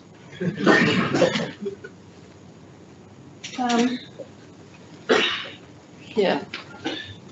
Not particularly, nothing that springs to mind. It has caused us to just consider, I guess, when you are setting up regulatory processes for a new system, seeing them come into action for the very first time, it makes you reflect a little bit on, was that fitting the purpose as to why we set that regulation up in the first place. And in this particular instance, I think it shows that yes, the regulations that we put in place were fit for purpose and did perform as they were designed to. Yeah, I think the point there is that this was anticipated. Yeah. And actually the auction ran exactly as it should. Mm-hmm. So what should have happened, happened. I think there is a communications channel around that because, the word said in the media about the auction failed, that's something that there is a difficult communication job with it, but it worked exactly in the way that it is intended to work. Failed to clear. So a couple of questions. The first one is, and I might correct me if I'm wrong, but is there still the ability for you guys to change from quarterly to monthly options, and would you consider that as if options keep failing this year? I think the regulations do allow for quarterly or monthly options to be scheduled. I have to go back and check the detail of what the change would entail. Whether it requires a regulations change or just a schedule change, I need to confirm that. Yeah, and also I guess how you'll bring it in. Exactly, because there's an annual process for setting the calendar, so there's quite there has to be lots of notice given. Yeah, and my other question was just around auction monitor. Is that just kind of stick with MFE for the foreseeable future? Is there any work going on getting an independent operator involved in that? What's happening there? It's under consideration, but yeah.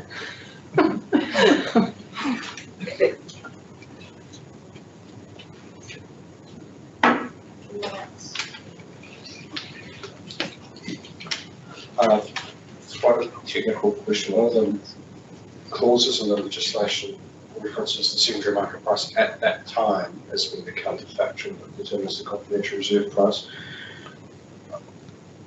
What does at that time mean? Is that at the time of the auction, or is that at the time that the confidential reserve price is set? Well, that would be part of the confidential reserve price methodology, and we can't comment on that because it's confidential. You're probably not going to answer this either. But is there a scenario where the confidential reserve price could be above the secondary market price just before the auction? I think it's quite clear in the legislation that's relative to the secondary market price.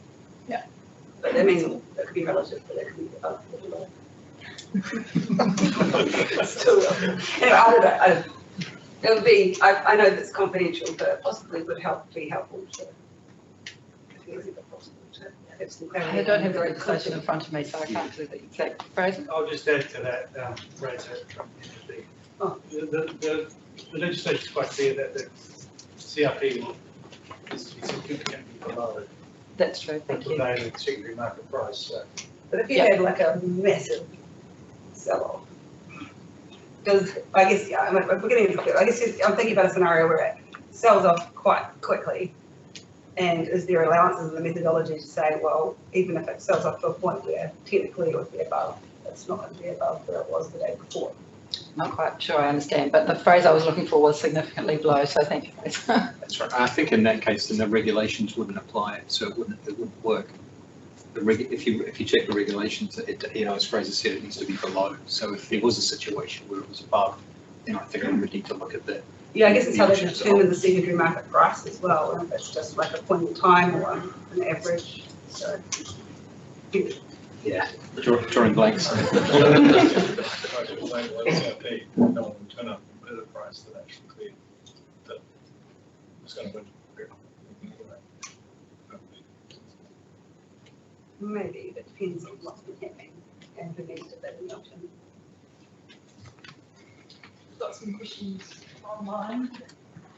I have a question from Jamie Young online, asking how do units from forestry come to market? Are they all sold through secondary markets? And if so, is there visibility into volumes? Does the regulations allow for these to be brought into auction process as part of volume supplied to give tool to manage gross versus net issues? That's several questions. I might just start with the first one. So, and that was about forestry supply. How do units from forestry come to market? Are they all sold through secondary markets? And if so, is there visibility into volumes? Okay, so the short answer to the first bit is yes, they do come through the secondary market. Visibilities to volumes, there is quite a lot of analysis of forestry projections on the Ministry of Primary Industries websites that can be used to forecast volumes of forestry units. And there's also estimates, I think, provided through some of the fiscal forecasts that the government publishes regularly. What's the second part of this?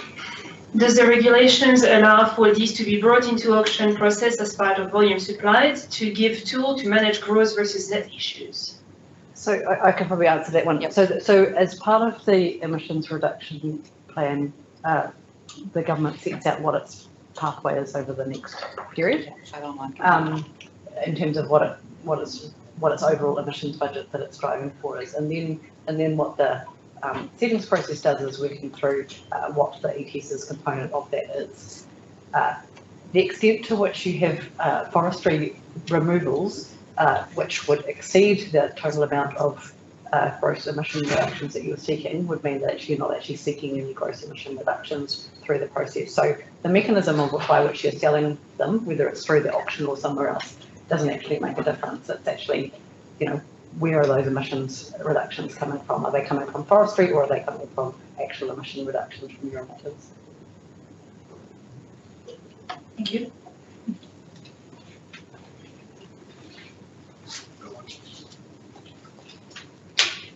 At the moment, the full volume has to clear above the confidential reserve price. If demand stays low, would you consider going to just a partial volume can clear above that reserve price and then roll the rest over? And if you could do that, does that require a legislative change or can you do that reasonably quickly? That would be a change to the regulations, the auction regulations, which would, and I guess the usual, just in terms of the length of time that it takes, on an average regulatory process takes between 12 months and 14 months on average. It can be sped up slightly, but not hugely. So, it's not under consideration at the moment.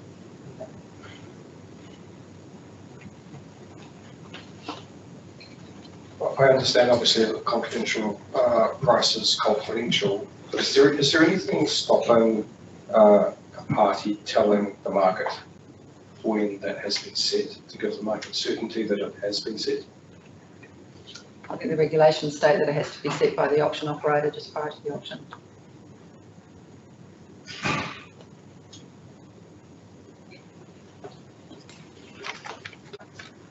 Thank you very much, Melody. Thank you, Kate. Thank you.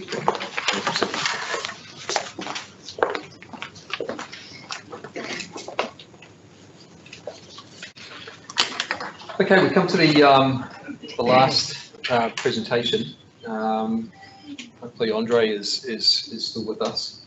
We're grateful, Andre, for you to come along and talk to us today. Andre is the expert for environmental markets and business development and the European Energy Exchange in Leipzig.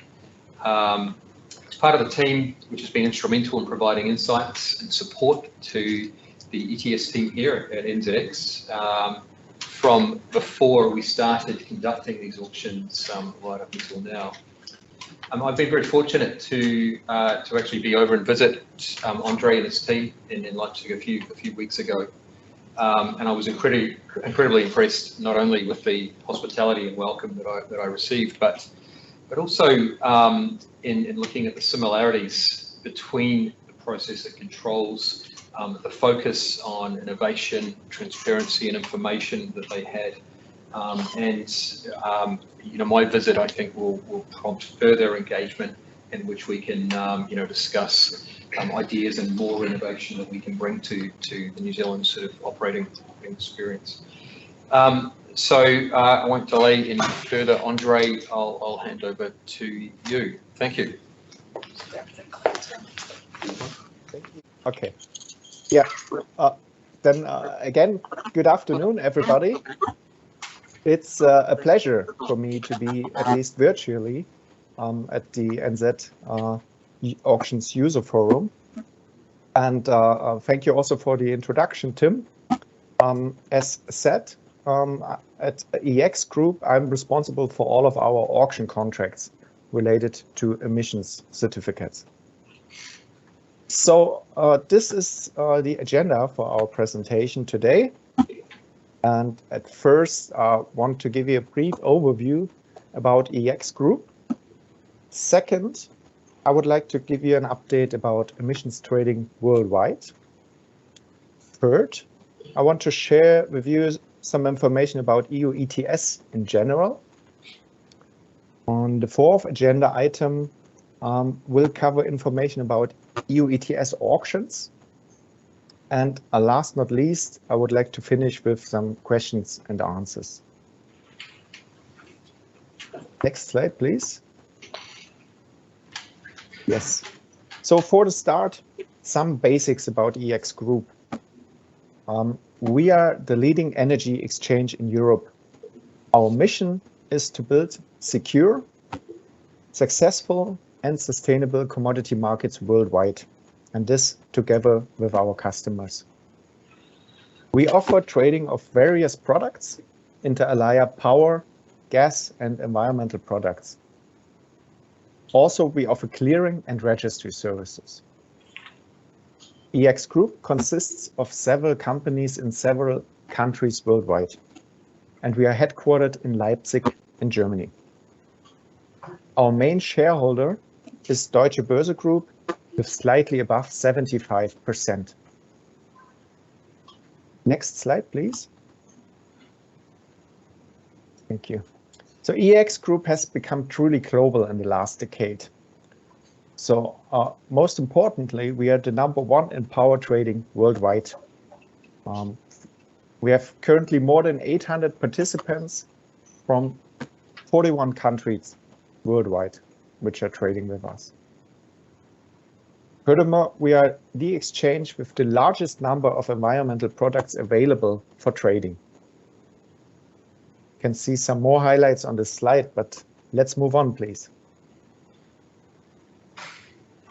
So here you see where in the world EEX is directly involved in carbon markets. For example, we started the EU ETS secondary spot market in 2005. Futures and options were added along the way. In 2010, we held the first EU ETS auction. That was for Germany back then. In 2018, we started the offering in the US.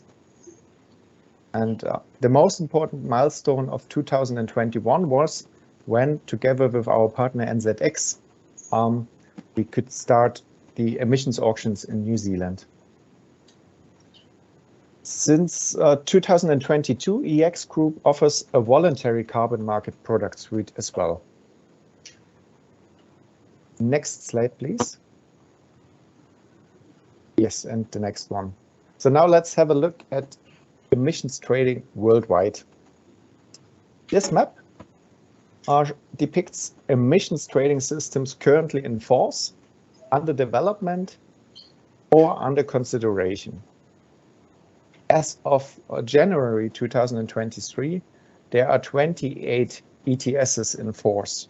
These are marked in blue on this slide. Inter alia in the EU and also New Zealand. Another 8 ETS are under development and expected to be in operation within the next few years. These are marked in dark green, for example, Indonesia. And then we have 12 more jurisdictions that are also considering the role of an ETS or the role that an ETS could play in their climate policy mix. This includes the first African jurisdiction, it's Nigeria. These are marked in light green on this map. And last not least, some regions have multiple ETSs in force. For example, Germany. So Germany is part of the EU ETS for the sectors power, industry, and aviation. And in addition, since 2021, we have our own national ETS for the sectors transport and buildings. Next slide, please. So this slide shows data from ICAP, and it says that in 2023, some 17% of global greenhouse gas emissions are covered by an ETS in force. When the first ETS, the EU ETS, started in 2005, it have been only 5%. Nevertheless, 70%, it says that still 83% of global greenhouse gas emissions are not covered by an ETS yet. So there's still a way to go.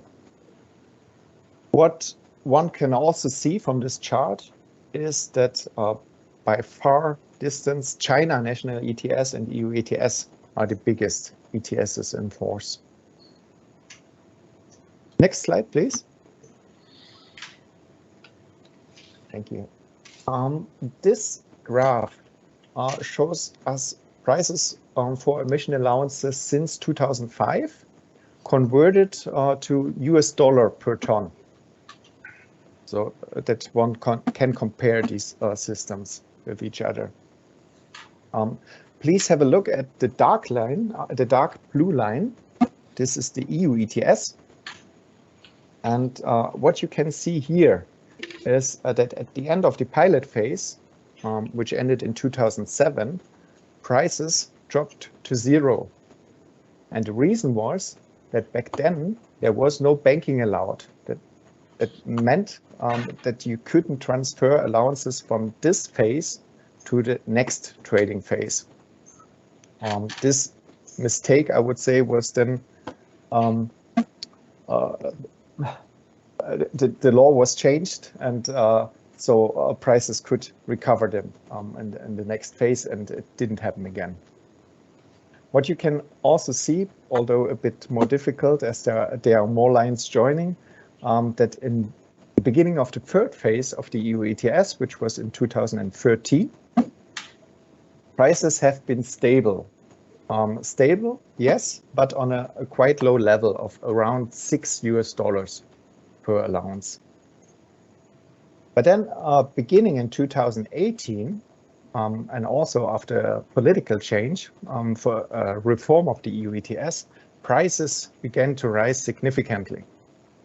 And in phase 4, we reached on 19th of August 2022 the current all-time high of 101.95 euro per allowance, and even a bit more in US dollars. Yes, what you can also see on this slide is that Europe's ETSs, so the EU ETS, the UK ETS, and the Swiss ETS, are currently the ones with the highest prices for emission allowances in the world. And generally, you cannot really see it from this chart, but if you would lay legal changes next to it, you would see that this is really what drives prices. So it's demand and supply, of course, but this is most of the times triggered by legal provisions. Next slide, please. So on this slide, we again have a look at prices, but not from 2005 on, but just starting in 2021 when NZ auctions started. And we only compare the EU ETS and New Zealand ETS, and again in US dollars per allowance. What you can see that emission certificates in Europe were always priced higher. But in March 2022, the gap was almost closed, whereby it widened again in 2023. And this Monday, EU ETS secondary market closed at around about 83 euro, around about 91 US dollars, whereas New Zealand secondary market closed at 54 New Zealand dollars or 34 US dollars. So 91 US dollars compared to 34 as of this week. Next slide, please. Yes, this complex but very interesting overview shows the different sectors as well as the percentage of greenhouse gases that are covered and the ETSs in force. For example, for New Zealand, you can see that it has a coverage of 49%, and all sectors except agriculture are included. The highest cover ratio, with 87% of greenhouse gases covered, has Nova Scotia, the cap and trade system in Canada. Next slide, please. And this slide depicts the auction share of the 2022 cap of the different ETSs. EU ETS with 57% and New Zealand ETS with 56% are very similar here. Next slide, please. Yes, let's have a look at the revenues. So ETS revenues raised by governments at auctions rose to a new high of remarkably 63 billion US dollars in 2022. Thereof, some 40.8 billion euro or 65% were generated in Europe, and some 1.3 billion US dollars or approximately 2% generated in New Zealand. Next slide, please. Yes, and the next one. Thank you. So now let's move on to some general information about the EU ETS. And I would like to start with a comparison of EU ETS with New Zealand ETS. So the EU ETS covers 30 states. These are all the 27 EU member states, plus the 3 EEA-EFTA states, which are Iceland, Norway, and Liechtenstein.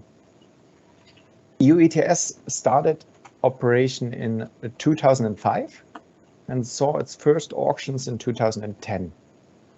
In comparison, New Zealand ETS was also one of the first ETSs and started in 2008, and the auctions started in 2021, as all of you are well aware.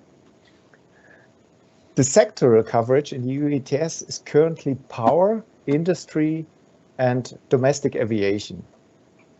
This will be extended by the so-called ETS2 soon. But as of now, it's only these 3 sectors. New Zealand covers the same sectors, but in addition, sorry,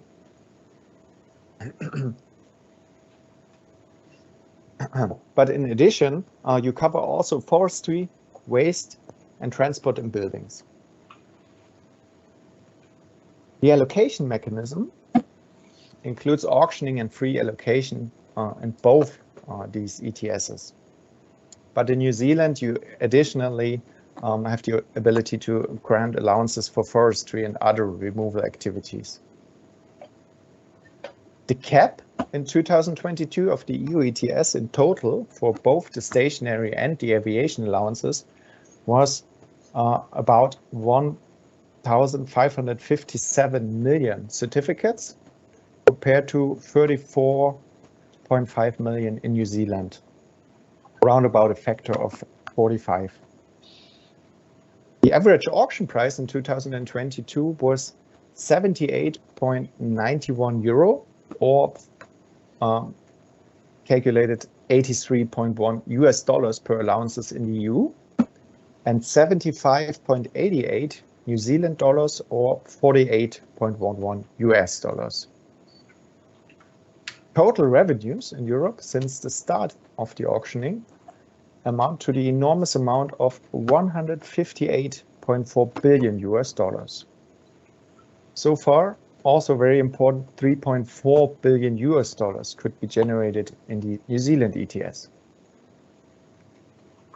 Next slide, please. So here you can see the environmental products that EEX offers for the EU ETS. On the left-hand side, you see all spot products, meaning that if you would buy them today, they will be delivered on the next business day. The spot market then is further divided into the primary market, so the auctions, and the secondary market, the continuous trading. Again, another split is possible by product. You can split it into general allowances for stationary operators and in aviation allowances, so-called EU AA. And then on the right-hand side, you see the derivatives products offered. Here, the delivery is depending on the maturity and can be far in the future. EEX is offering monthly futures, quarterly futures, and yearly futures. The yearly futures are the December maturities, and these are the most liquid ones. And at EEX, they can be traded for the next years to come. So today you could already buy a December 31 future. Next slide, please. Yes, you probably also have heard about the recently decided reform of the EU ETS. I would at least briefly like to mention some of the pillars here. So first, cap changes. There will be a rebasing of the cap for 2 times. The first one, minus 90 million in 2024. And also we will increase the linear reduction factor of the cap from currently 2.2% to 4.3%.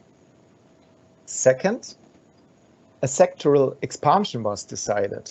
So, for example, maritime will join the EU ETS as of next year, and waste incineration may follow. Third, there will also be a second ETS in Europe for the sectors transport and buildings. Fourth, the so-called CBAM, the Carbon Border Adjustment Mechanism. So what is this? It's a mechanism that will impose financial obligations on importers into the EU. For countries that have a carbon price in the form of an ETS or a carbon tax, this carbon price paid in their home country will be credited against the CBAM. So it's the idea behind it is that no one can import goods into the EU at a cheaper environmental price than if they would be produced in the EU. Then fifth, the so-called Repower EU. And with this package, the EU wants to raise additional 20 billion euro to speed up EU's independence from fossil fuels. And here, especially with a view on Russia. What is most noteworthy on all of these added sectors in fundraising is that all will have 100% auctioning. The reason is that this has been proven as the most effective way of allocation within the EU ETS. Next slide, please. Thank you. So on this slide, we have 4 graphs. For the upper 2 graphs, the message, my key message would be that in power and gas in Europe, there is a clear trend of moving trading volumes from OTC, so over the counter bilaterally, to exchange. For example, if you look at the chart on the upper left side, you see that for power, OTC volumes marked in gray dropped from 50% in 2019 to just 28% in 2022. The 2 graphs on the bottom of this slide belong to the EU ETS. And what you can see in the left one is that trading on exchange has been high throughout. So always above 75% of the volumes have been traded on exchange compared to OTC. And even more remarkable is the slide on the upper right-hand side, where you can see only OTC volumes. And within those OTC volumes, you can see which part has been cleared via an exchange or via a clearinghouse after it has been concluded OTC, and which part has not been cleared at all. And this share has become really marginal. So you can see that just 0.03% have not been cleared in 2022 when it comes to EU ETS allowances. Next slide, please. Yes, within EEX and the EU ETS, market surveillance has a very important role. I will not go into detail, but their main tasks are monitoring, investigations, and reporting. And this is in order to ensure that everyone can trust the prices built on exchange. Next slide, please. Yes, this already brings us to the auctions in the EU ETS, and I would like to start with some basic information. Some of it is the same as in New Zealand, but some is a bit different. So first of all, auctioning is the default method of allocating allowances in the EU ETS. Auctioning is, same as here, an open, transparent, harmonized, and non-discriminatory process. Then, of course, the difference, EU ETS auctions are performed on almost every weekday. As there's much more volume, it would be a mess if we would have it only 4 times per week, 4 times per year. So therefore, it's almost every weekday. Then the auction format is a single round, sealed bid, and uniform price. So same as here. And delivery and payment take place on the next business day after the auction. Next slide, please. Yes, in this slide, the red bars represent the auction volume in EEX EU ETS auctions per year and belonging to the left axis. And the blue line shows the number of auctions per year. and belonging to the right axis, and also the numbers are in the graph. As of 13th of March this year, EEX and its clearinghouse ECC have executed and cleared an impressive number of 2,500 EU ETS auctions. In the time span since the start in 2010 until 2023, only 12 auctions had to be cancelled. And the reason for this cancellation was mainly due to a price below the confidential reserve price, and therefore the same reason as the first cancelled auction in the NZ ETS in March. Yes, as also said by the ministry, this is the same in Europe. It's foreseen that if the price is too low, then it should be cancelled, this auction. And it's how the system is structured, and we have a good experience with this.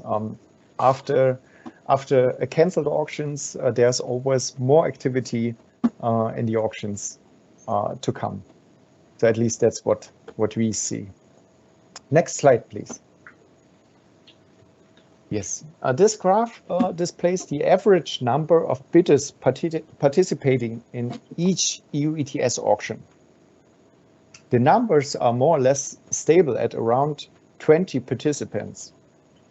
With more than 11,000 installations covered in the EU ETS, one could say this is a very small number.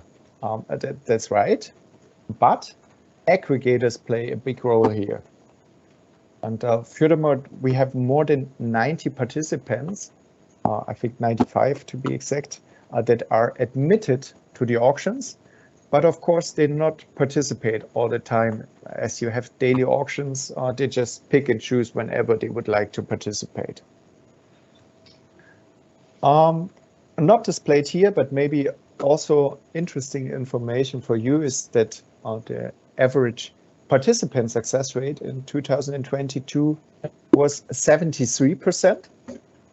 And the average cover ratio in EU ETS auctions was 2.15. And we don't have any cost containment reserve in the EU ETS. Next slide, please. Yes, last not least, we come to the Q&A part. And I think I start with the two questions raised up front, and then you're free to ask whatever you want. So the first question raised was, what similarities were seen in market behavior and price with the NZ ETS when EUA auctions were first established? Yes, from my perspective, there's firstly a very important role of intermediaries or aggregators in these auctions. We see that in Europe, and from my point of view, it's the same over here. Secondly, there is less trading activity prior to the auction. Whereas in New Zealand, there's currently low volumes for some days prior to the auction. This has been similar in the beginning of the EU ETS, but now with our daily auctions, it's just reduced trading activity during the auction. So our auctions are usually from 9 till 11 our time zone in the morning, and especially, let's say, from 10:30 to 11, there is reduced trading activity on the secondary market. Thirdly, and not surprisingly, of course, one can observe that if prices are perceived high, there is a less bidding. Fourthly, one can discover relatively small deviation of the auction clearing price from the secondary market price. In the EU ETS, currently, it's most of the time only some deviation. It's some sense deviation. Next, after a cancelled auction, one can expect intensified trading. At least that's what we see or have seen after all of these 12 cancelled auctions over time. There's more activity on the secondary market then, and usually also in the next auctions. Yes, all in all, I would say that the market functions well. And this is already the next question. Thank you, Karen. What do you make of the current NZ ETS climate, both primary and secondary market? Yes, again, I would say it's not unusual that demand is lower if prices are perceived to be high by participants. So that's a really normal circumstance. Other than that, I would just refer to our long-lasting experience that we have in Europe. I think that's better than to judge about your system. I just tell you what from my perspective in Europe is important. And here I have to state that the role of regulated exchanges is very important, especially in carbon trading, as you have seen on this one slide.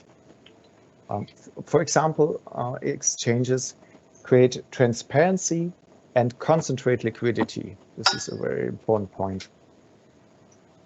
Then also central clearing is a success story in Europe. By this central clearing, the counterparty risk is eliminated. And you also have seen that this is very, very important for many participants in Europe. And last not least, a market surveillance is also a very important pillar in Europe.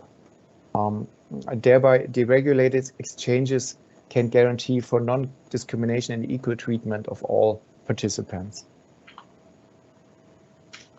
I think that covers the presentation. I hope that it was interesting for you and open for any questions you may have. Do you have any questions for Rodrigo?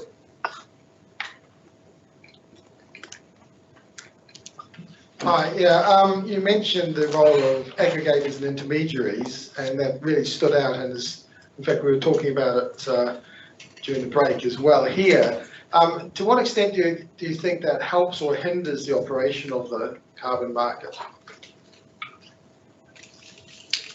The aggregators, from my point of view, they help the market. If you would, in Europe, if some 11,000 participants would join the auctions, it would probably be very difficult to handle. And also for the very small participants, from my point of view, it's good to have a good aggregator, and of course to have a good pricing scheme with the aggregator instead of everyone going to the exchange.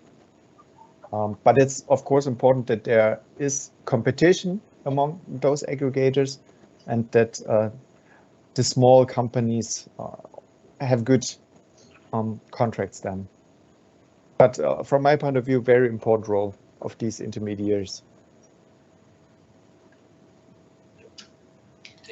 Hi, Tina here. By the way, I'm from Leipzig, so hi to back home. Guten Tag. I was wondering the ETS. So two questions: what sectors are covered in the current existing ETS in Europe, basically? And then I wondered why there will be two ETS for transport and buildings separate as well. Yes. So in the ETS 1, it's not called this way, but the first ETS in Europe, it's power, industry, and domestic aviation covered. And the second ETS was highly debated among the member states, because it would bring, or it will bring, carbon pricing also to transport and buildings. And I mean, everyone is directly involved into transport and buildings. And what it means is that prices are rising for these sectors because carbon is priced in. And the compromise found was then to separate these two EU ETSs to have a better grip on the prices for the transport and building ETS. So prices for the for power industry and aviation ETS are around 90 euro at the moment, and for this transport and building ETS2 prices are expected to be a bit lower, and they build some triggers in. For example, can't remember the correct wording now, but more or less it's like if the price is above 45 euro for a certain time, then some additional allowances will be released. So I think the main topic why it's separated was because of fears by governments that end consumers would have to pay too much. So they wanted to separate the systems. In the long run, they may be combined.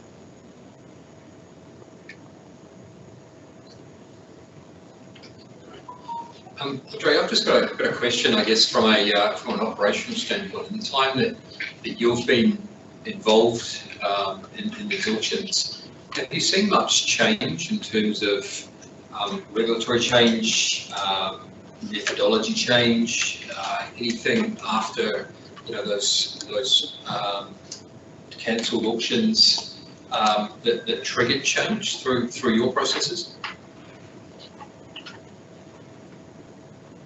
I'm not sure if I 100% understood the meaning of the questions. I try to answer, and please ask again if I did not cover it. So during the time of these auctions, we saw a lot of regulatory changes.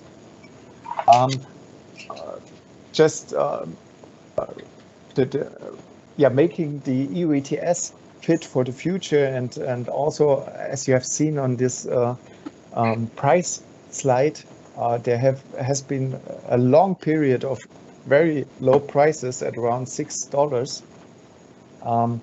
So a lot of these changes tackled these low prices. When it comes to changes after cancelled auctions, no, because that's just the way it's designed. If the price is too low, then there's not enough demand. So these allowances will not be auctioned, and they will be auctioned once the price is back to secondary market level. Not sure if that covered your question. Yes, it does. Thank you.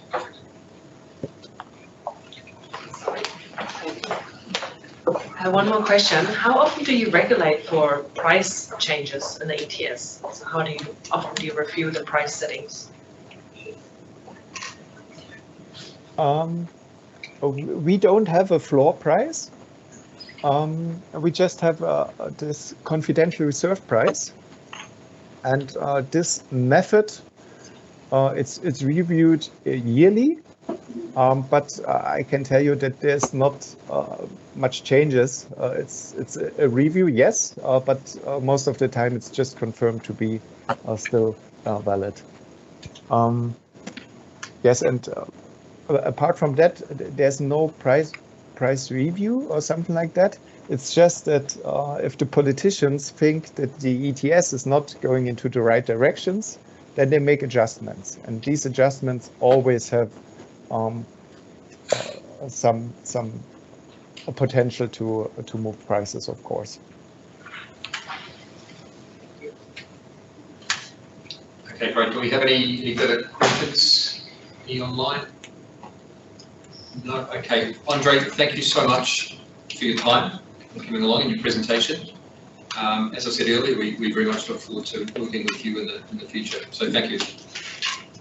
Thank you, and have a nice rest of the day.